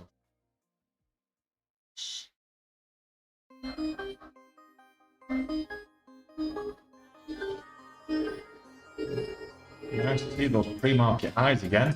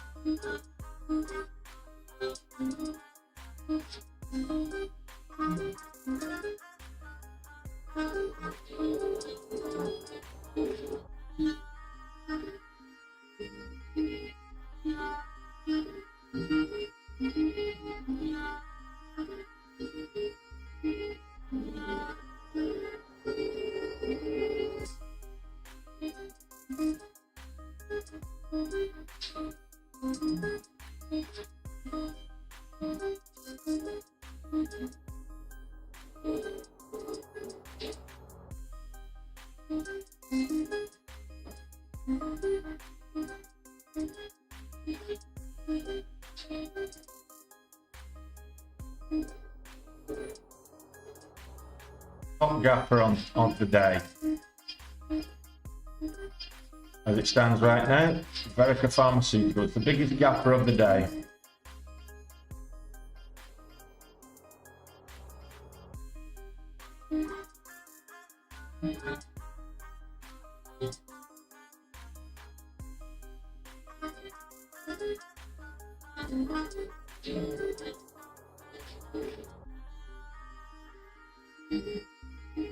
Oh, that was crap. Absolute crap, Phil.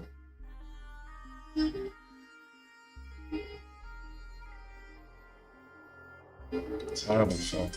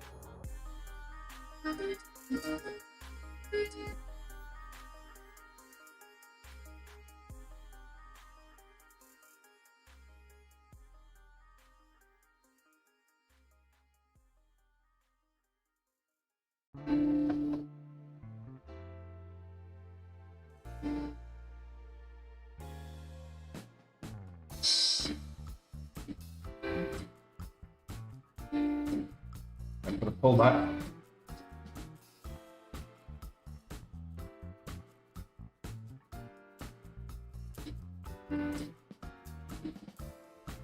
I think it's going to be a slow day today. There's not a lot moving. How are you getting it? How's the first 15 minutes of the open gone for you guys? Are you finding it a bit choppy? Unreliable breakout?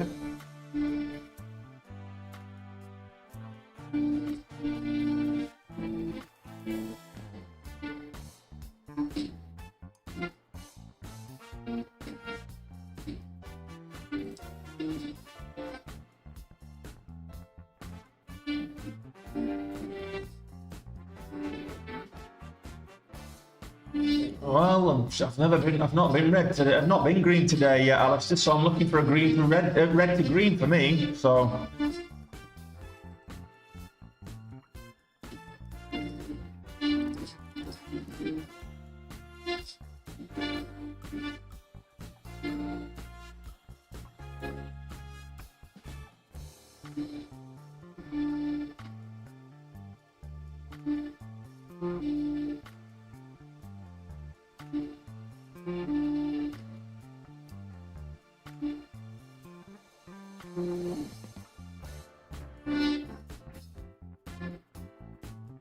Even higher today. Let's see it.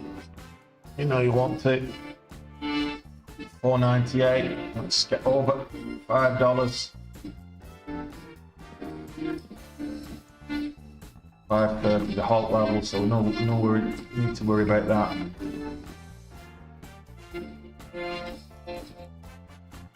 Well, it's small, relatively small share size for me there, Alistair, on that one. I knew what I was doing. It's bigger risk. But when it pays off well. Check HKD or Quadi last year.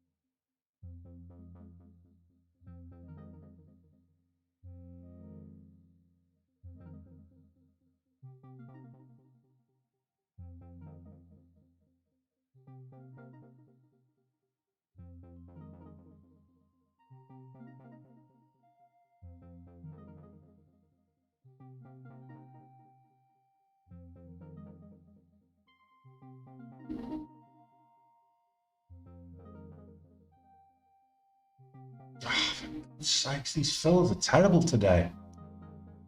They're horrible fills every single time.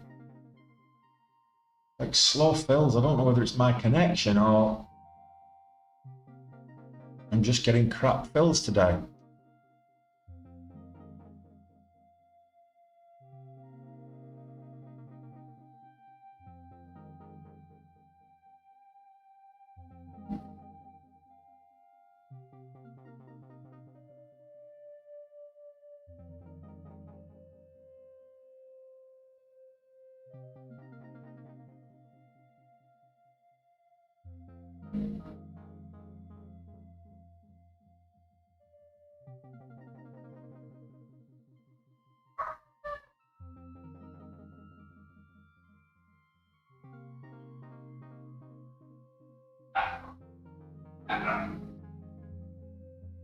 Looking for that $5 breakout.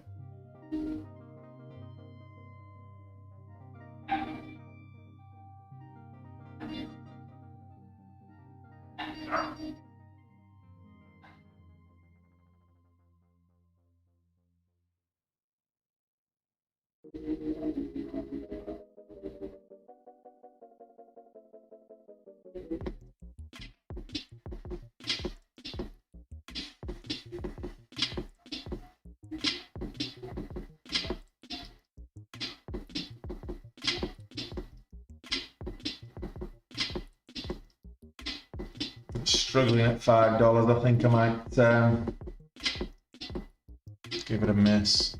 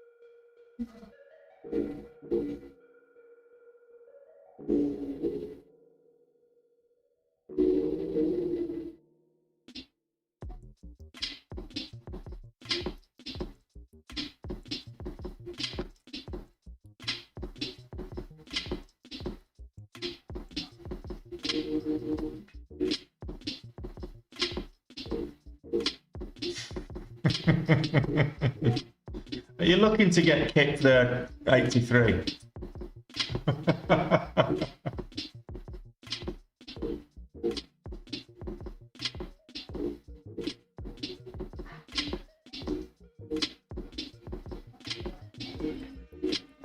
Oh, pennant rather than a wedge.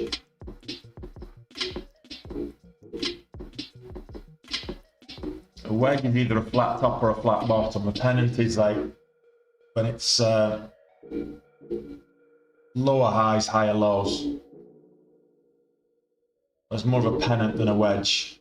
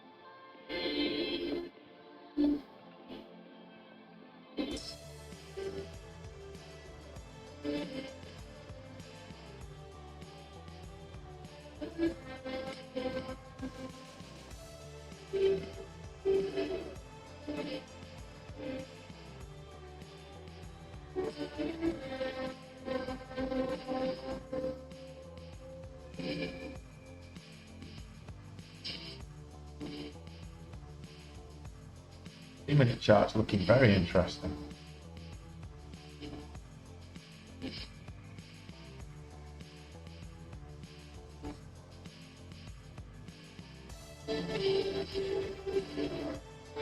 Very clear on them too.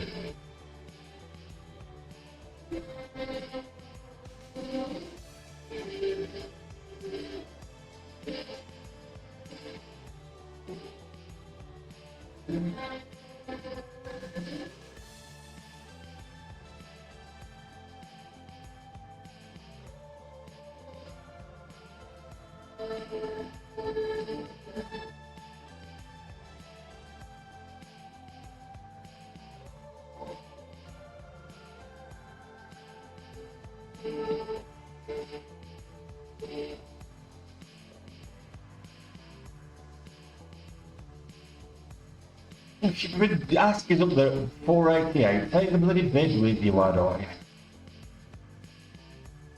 you? Pulling back now. We didn't get the breakout. We got a higher high, but no breakout.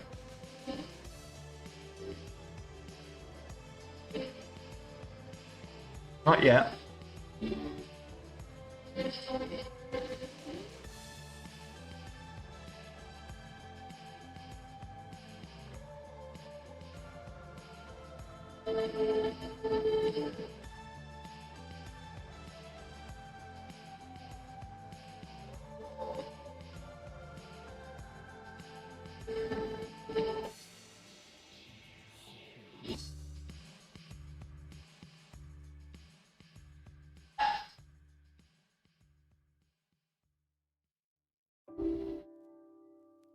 Oh, let's see. That was a nice little move up, but more of a fake out than a breakout as it stands.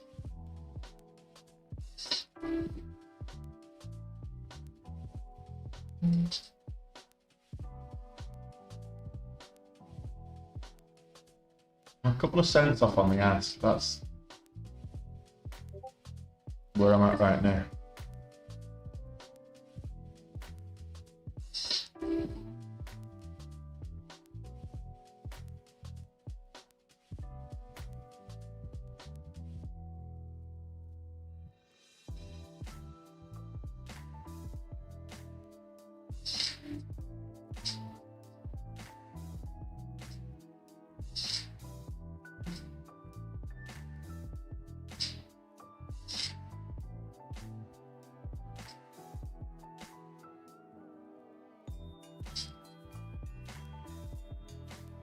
It is the top momentum stock right now, so it's not like we're missing anything elsewhere.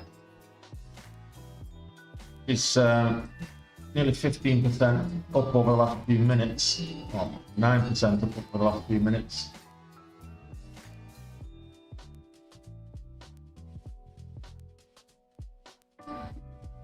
And now it's pulling back.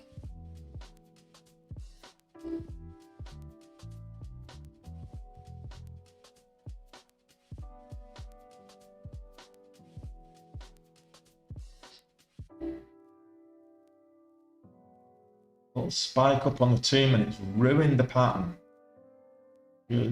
Still within structure. There's top and bottom wicks on this. It's not great. It's just consolidating.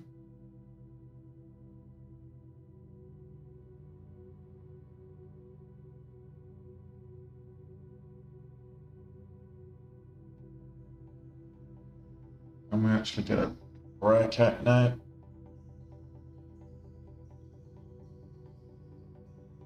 Come on. Over $5. We're looking for that $5. You know what? I'm taking half off. Just reduce the exposure just in case it double tops out here.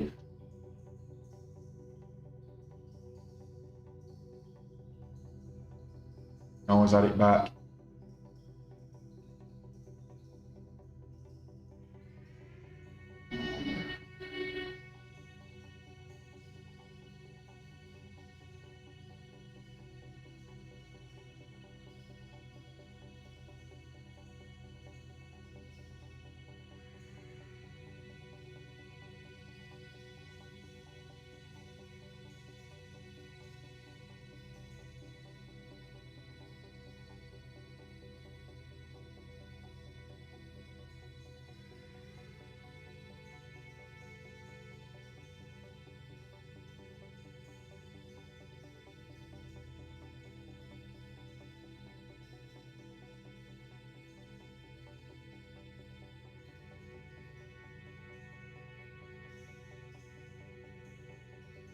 Ascending support is what I'm watching on the 2 minute.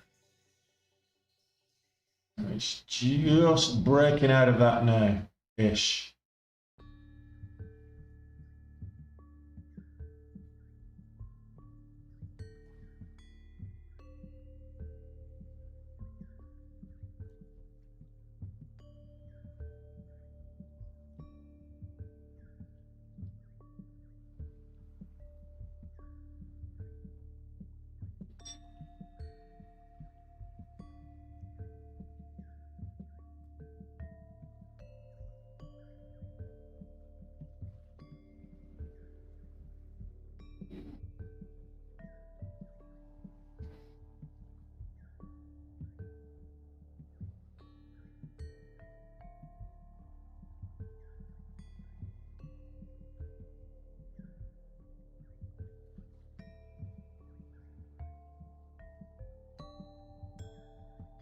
C4 testing $6.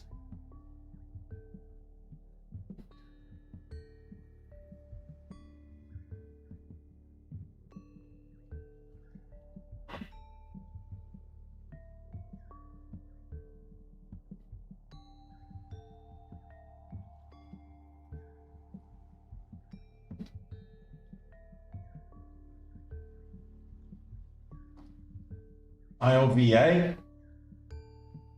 Nice pump up there. Come on. I'm not having that. No way. That is just bang out of order.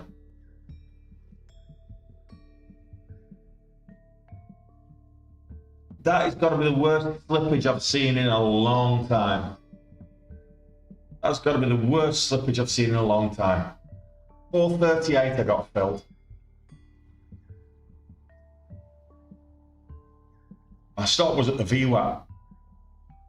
460. That's like 30-cent slippage on a $4 stock. That's shocking.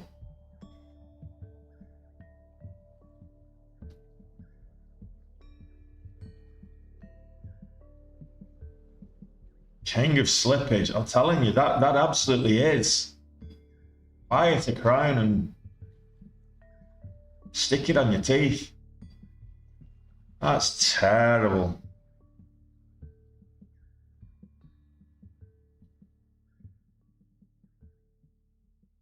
That is horrible. Use stops, I always say. Use stop losses. It'll protect you. Not in that case.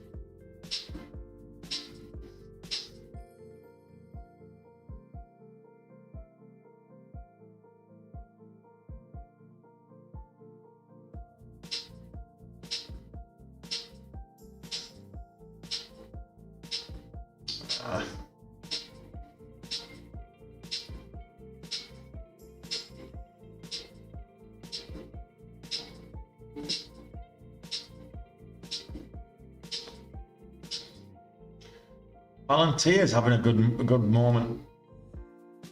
40 cents in the last 15 minutes.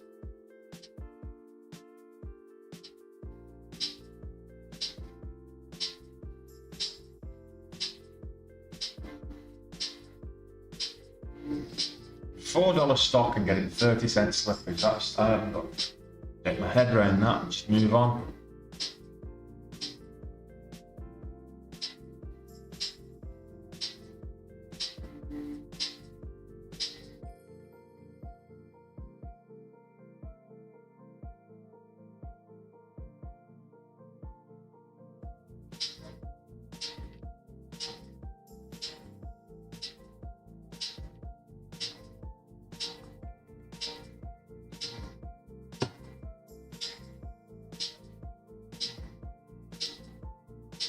Alright, we're getting a high of day here. We're just at a new high of day on C4.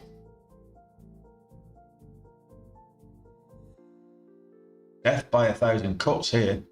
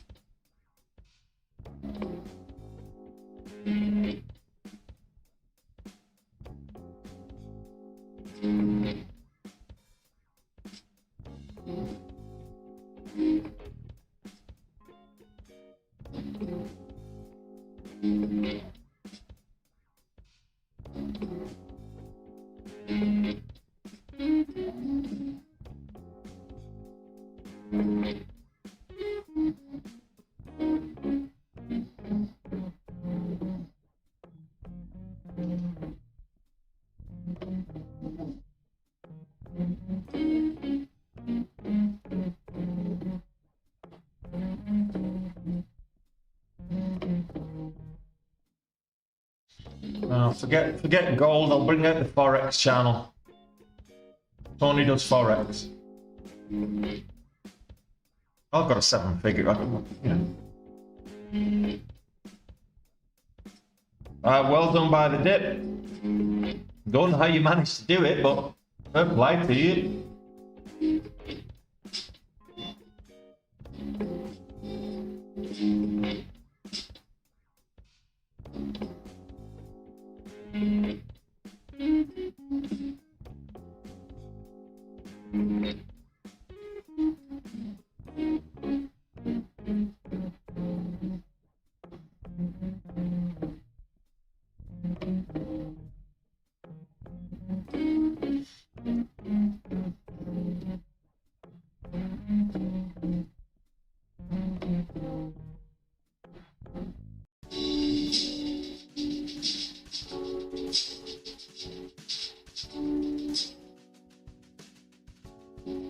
It was only 12.50, but it ruined my day, did that? That slippage.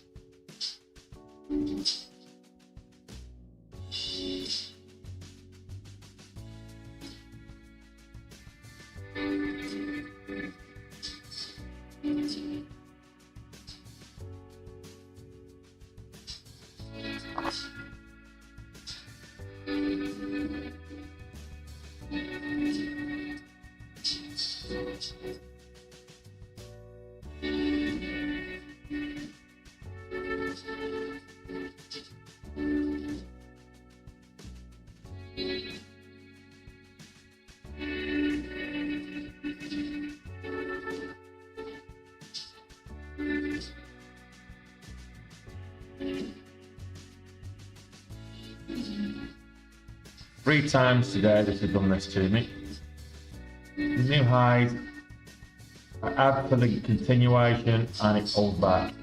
3 times.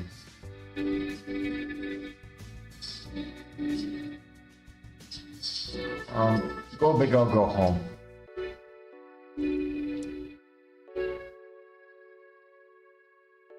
By the 9.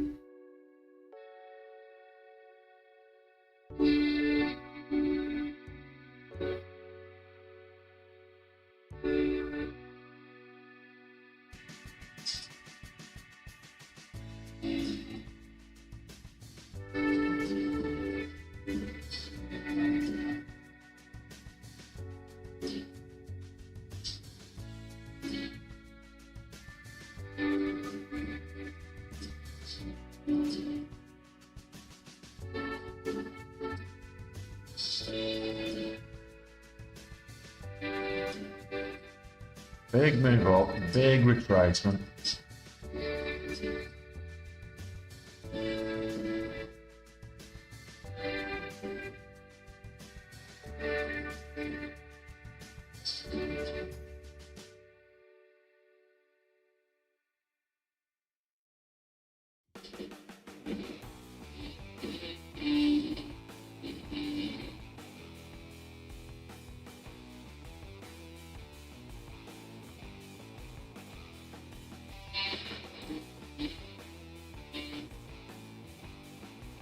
Nothing is sustaining. There's no moves are actually sustaining at the moment.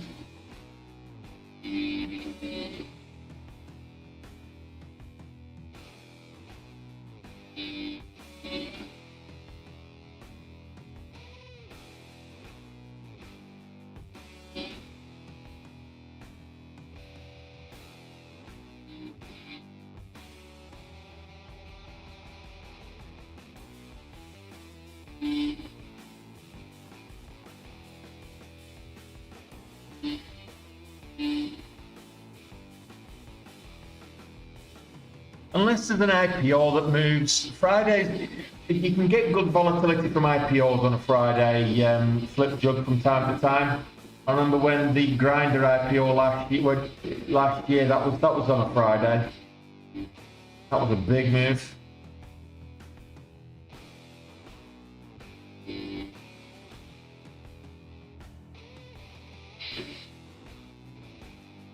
LDI. A quick look at this. Well, I've got my stop in place there. Probably will get another load of slippage, but we'll see. Oh, look at this. LDI. Loan Depot.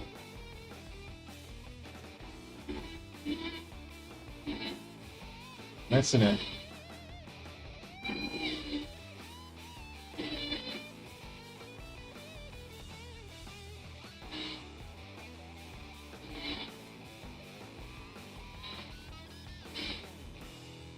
Home Depot breaking out some big highs.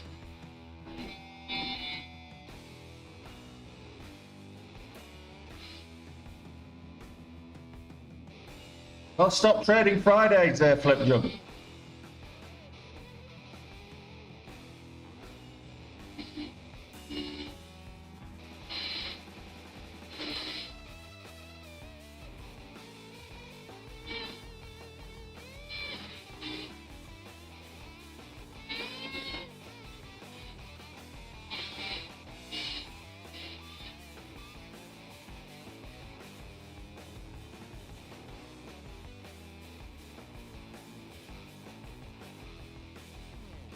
Might be a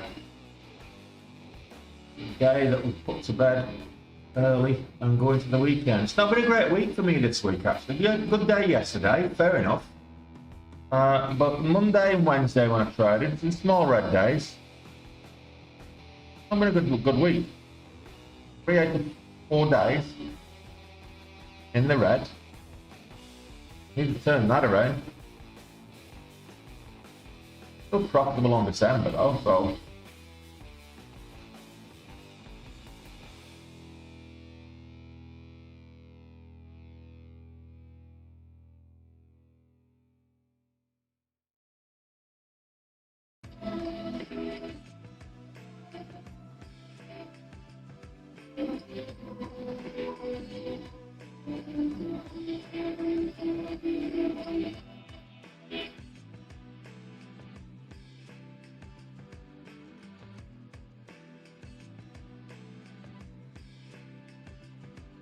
VRCA it's now curling back up. Horrible flush, that one.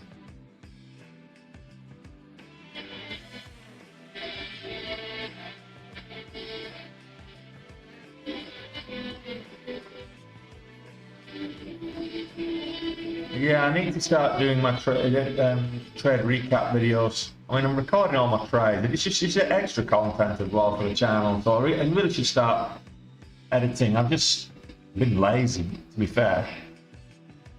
Sitting here in the tropics while the sun's out, do I really want to be doing editing videos? And I can be by the pool or beach or whatever.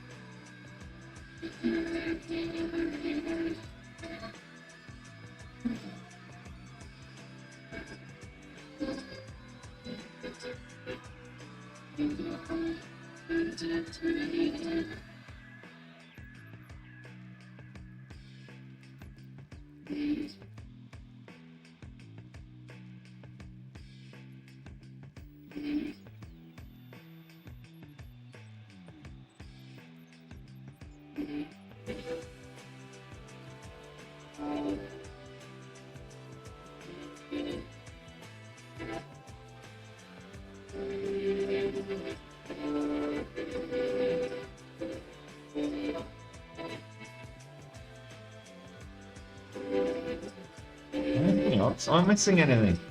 Home Depot? Yeah, not really. That's pulled all the way back.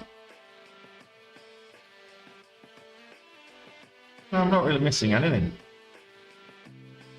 Well, LDI, JTAI, they've moved up.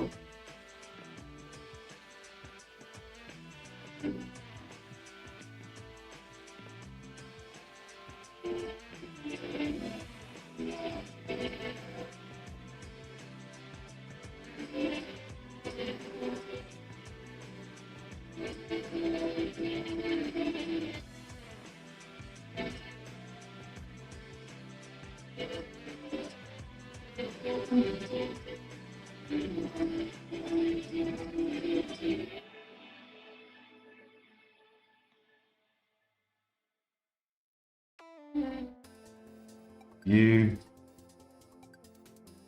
NCL halted, CLAY halted.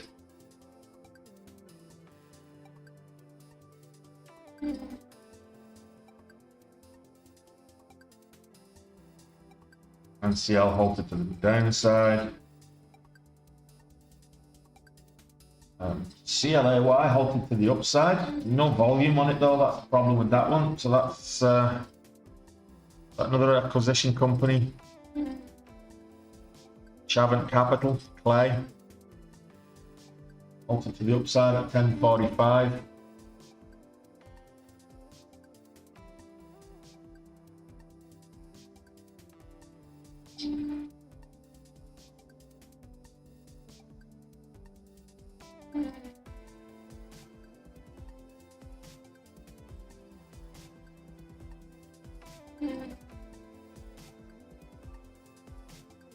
It's one of those days, I guess.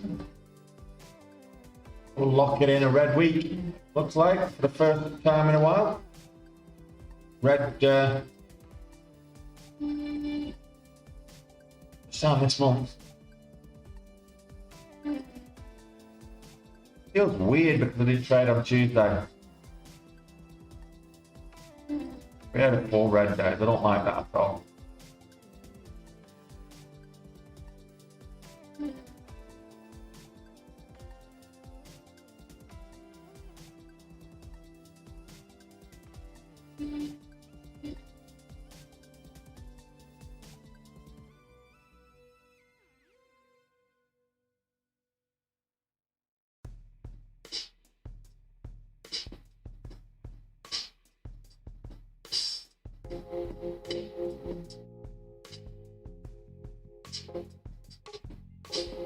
TAI pulling back to the VWAP, LDI the same. So a lot of pops, but they're not just sustaining, isn't it? Isn't. There's nothing really following through.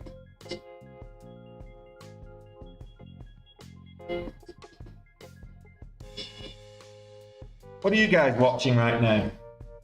What's your big pick right now?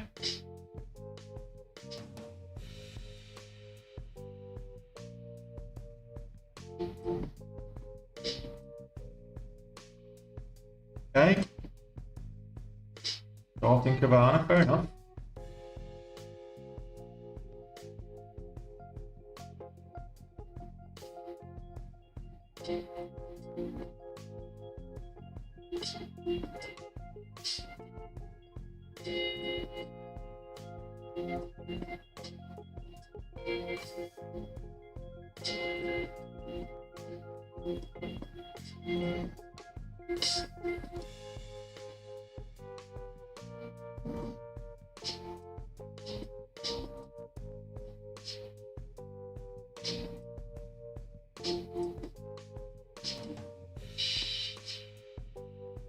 I'll let this play out. There's a 20-cent trailing stop in place. If it doesn't move up, I'll get it'll move up with me. It'll either stop me out or I'll make some money. It's simple as that.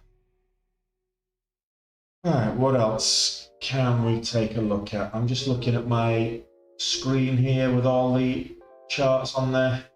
Different stocks. Everything is topped out and pulling back. VRCA is taking a retest of the VWAP, it looks like. Not doing very good though.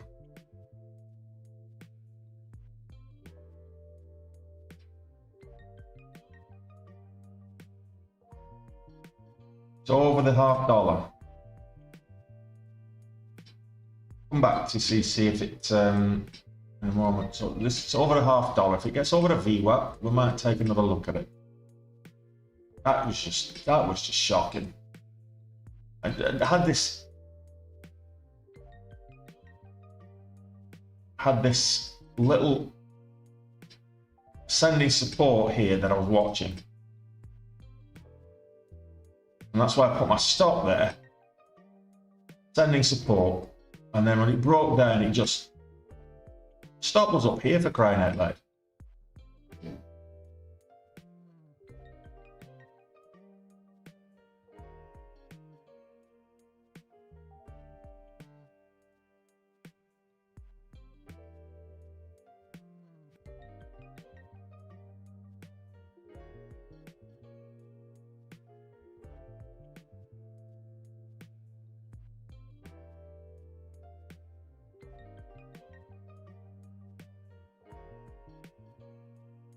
What's happened to all the big parabolic movers that you get that lovely continuation throughout the day, dozen volatility halts and all that kind of stuff? None of that today. Look, if the market's not giving you what you need, Tom, just lock in a green. Any green's good green. If you're barely green, then it's good green. Especially with today's choppy market, you know?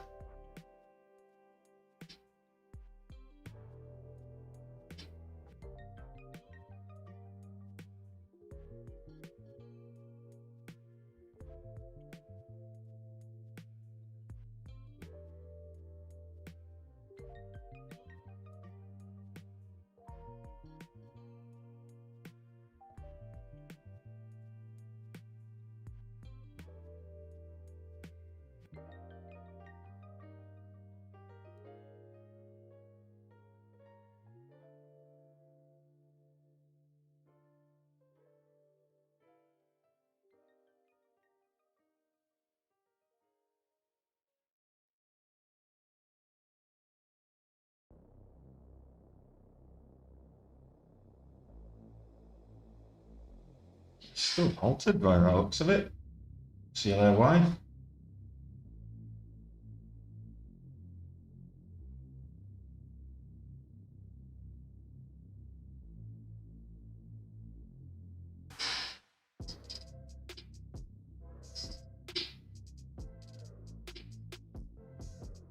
Yeah, if it gets over 650, I'll take a look at it.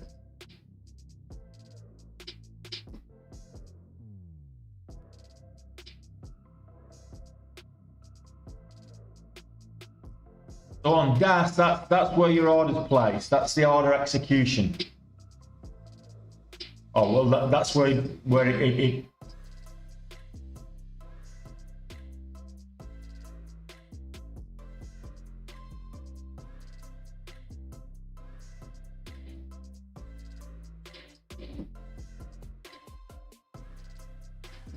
nice. It would have been a nice entry for the break of the view up there. Kind of worried about that for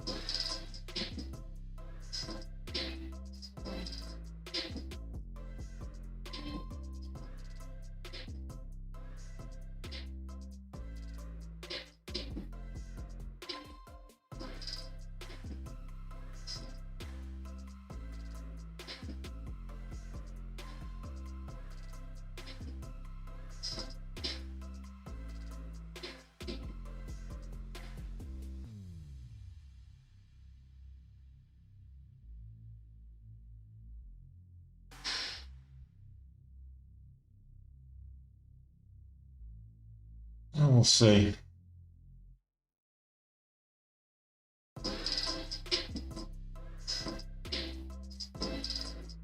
No, don't be doing that to me.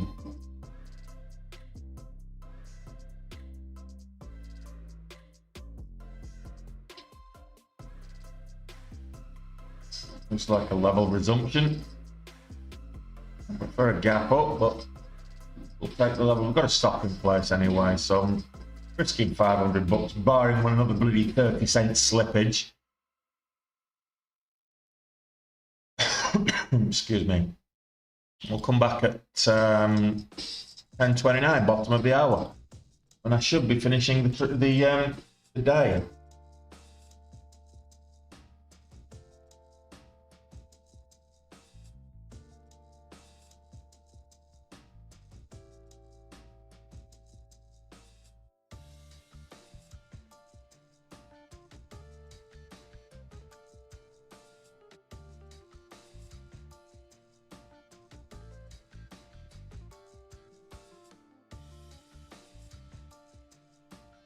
I made the best part of a grand on that little pot.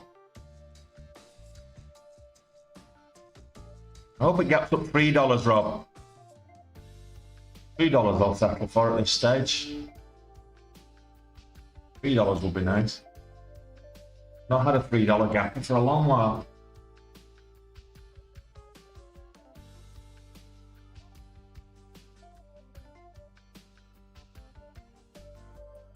If this can get back over 620, I'll be happy enough.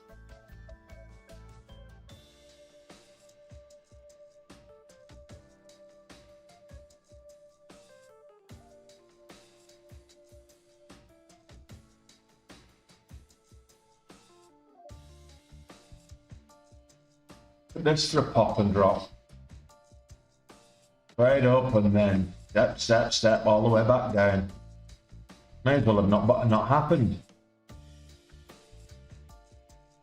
GTAI, GTAI, been quite volatile this last couple of days. Oh, we've got one IPO's gone live.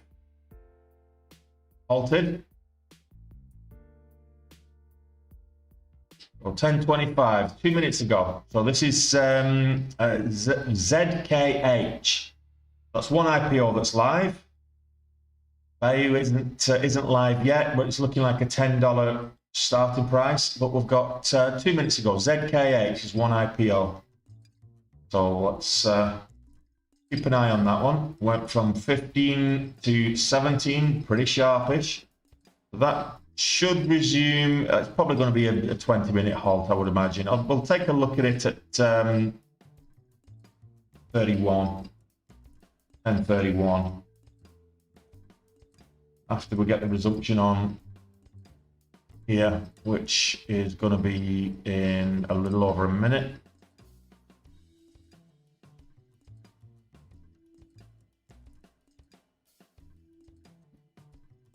Yeah, absolutely, Robin. You know, absolutely.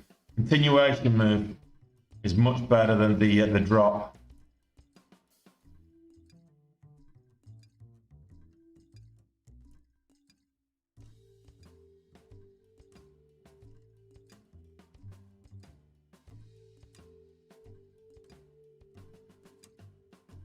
I'll let you know when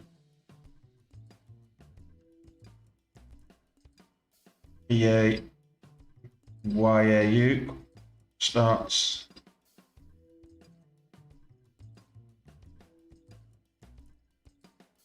Starts up. The S&P 500 is going green on the day again. Early.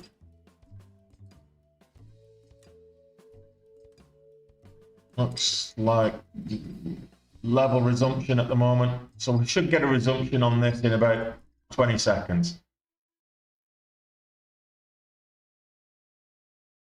So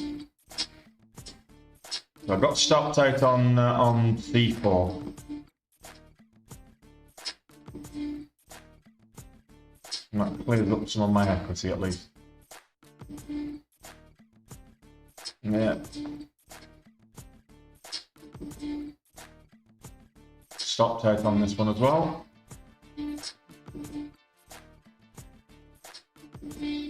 New higher day, I'll take another pump.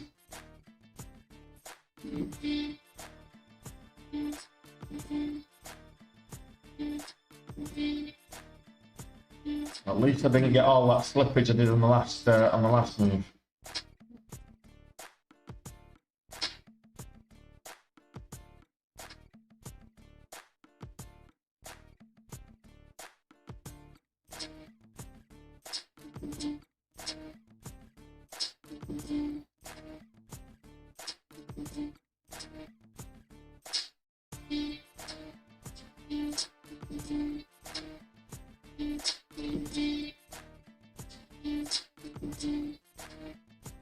It's not the leading gapper anymore. Italian oil is the leading gapper now. 82% up on the day. Next to no volume, but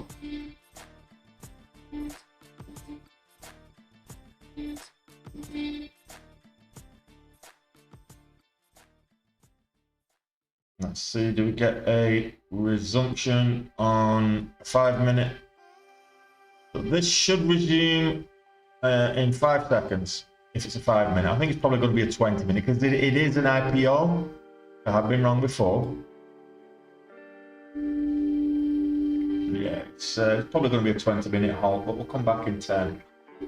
Have another look.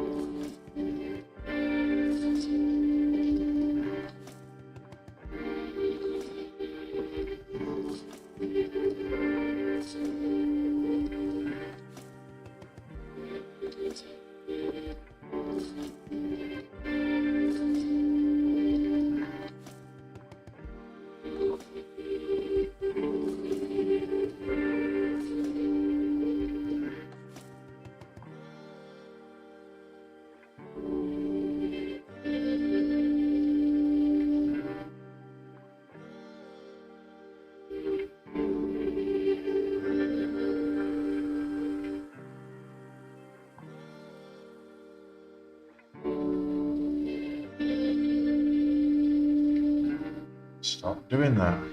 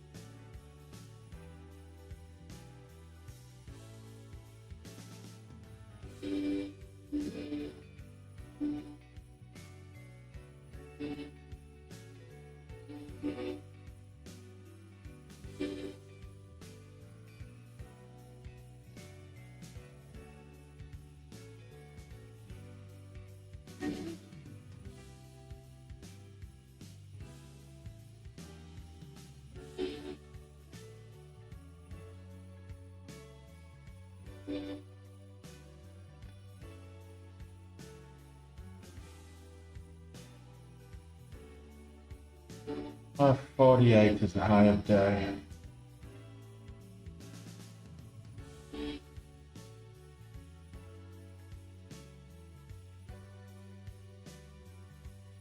ZKH resumed. 3 red candles.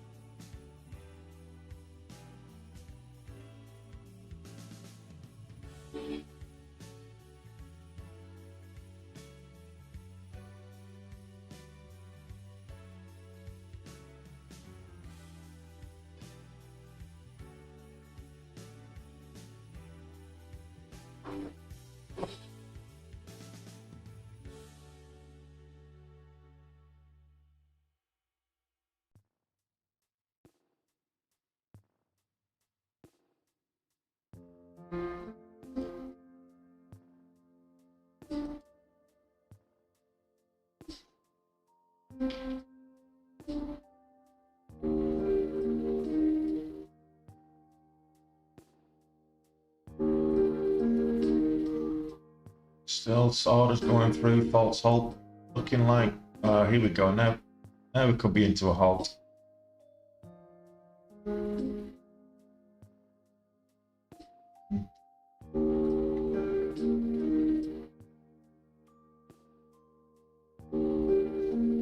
Looks like a gap up to 608. We've got a 20-cent trailing stop, so maybe this is the start of the comeback we need.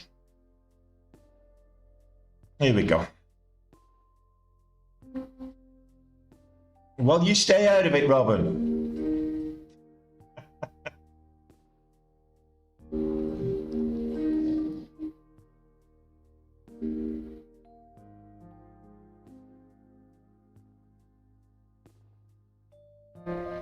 Yeah, so it's not going to gap up.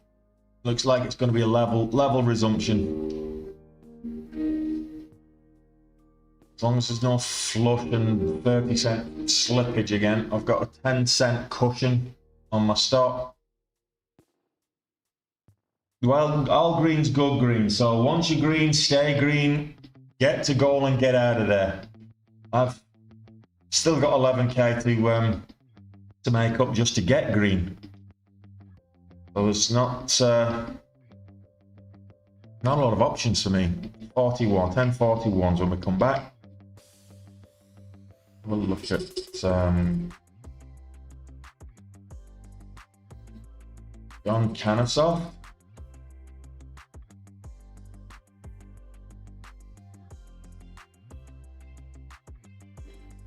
So we're looking at ZK8 group. Virtually no volume after that opening candle. So not all IPOs are good IPOs. 135,000 shares traded. Doesn't look very appetizing to me.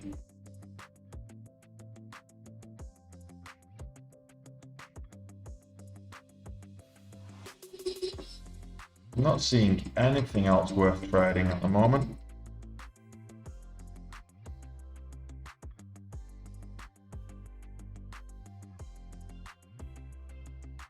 No volume.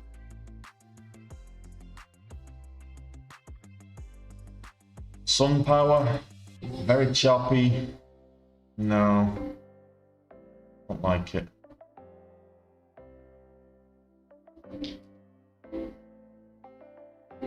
Mixed bio, breaking highs, no volume.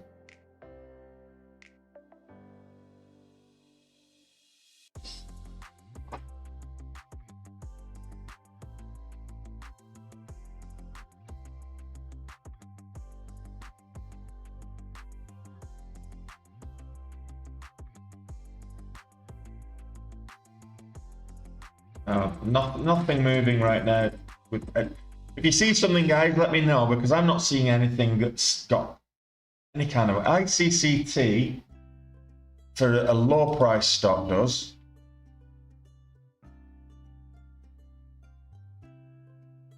Again, this is choppy. ICO Connect, very choppy.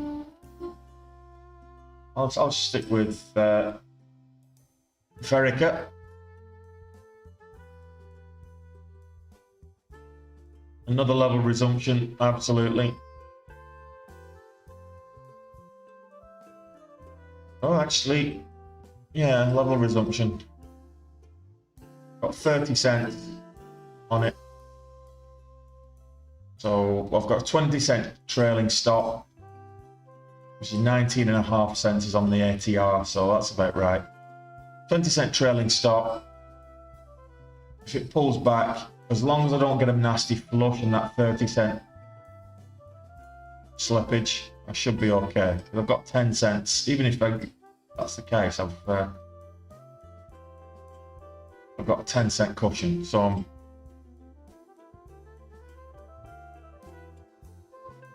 now looking at a slight gap down. Looking at gapping down now.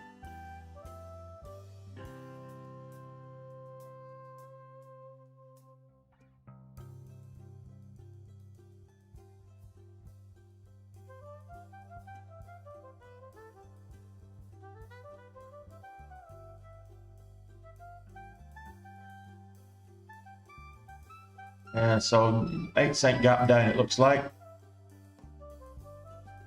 We'll find out in about 5 seconds.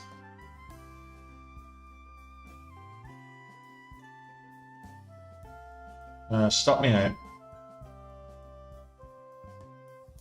Still made a profit on it. Just. New high of day, and I'm looking for. There we go.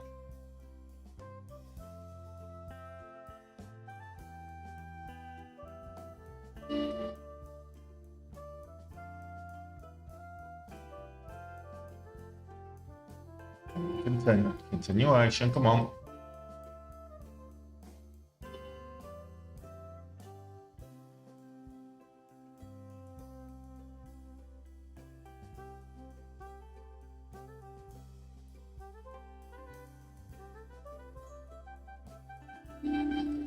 Anything big. Look for continuation, come on.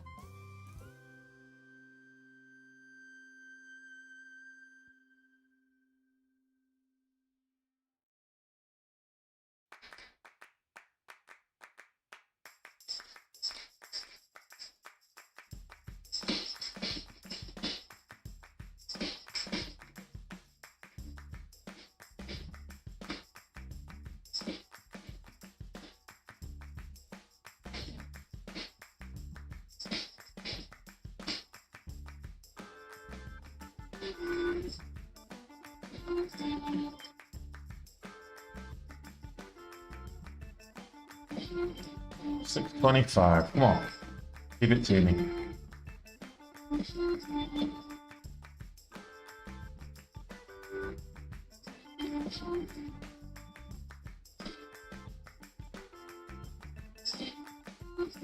Okay, 6.20. So that's 6.25. Let's have it.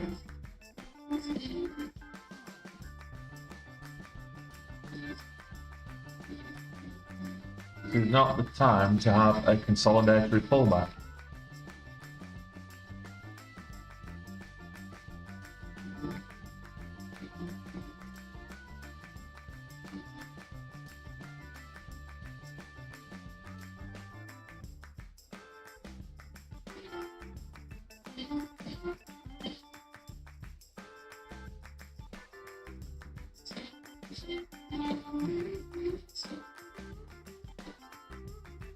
If this doesn't go my way, I'm closing it down for the day.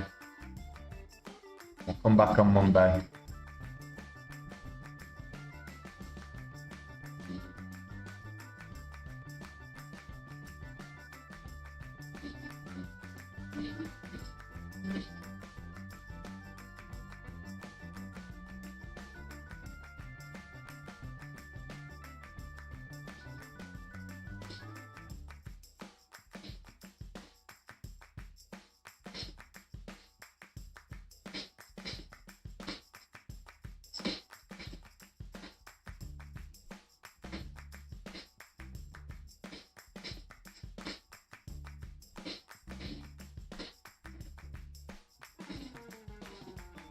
No, very close. There we go. Yeah, that's me done. We'll lock it down for the day. I'm not chasing good money after bad money. We'll come back on Monday and start again. We've got a big week next week that we need to have. So what? Let's have a look. Where are we at? So that's 17k we've just given back off the top, and let's have a quick look at where we're finishing. My Benzinger, I'll just okay,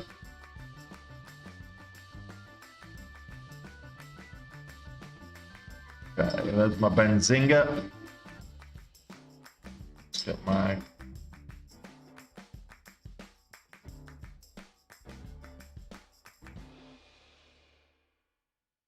so what do we need to do? Come on. 1.38, we were looking for 55k would have got us to the revised goal.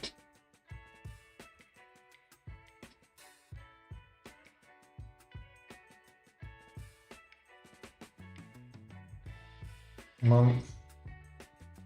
44, we're giving 17 of that back. Yeah, that's not great.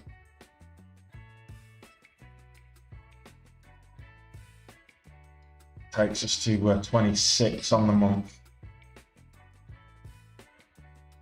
Oh, that's barely above June and October. So let's have a look. Calendar again.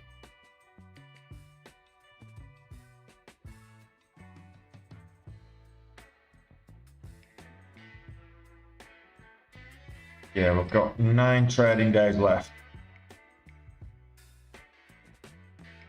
9 trading days left. So that leaves us with a big hole to fill. 17, that's 130, so that's 1.38 less. Okay.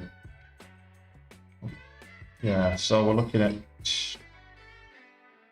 70k, 9, yeah, 7k a day. I have to up my goal to 7k a day in the next week. Look, I guess that's what we'll have to do. I'll come back on Monday and we'll do it all again. So you take care, guys, and I'll see you on Monday. Enjoy your weekend.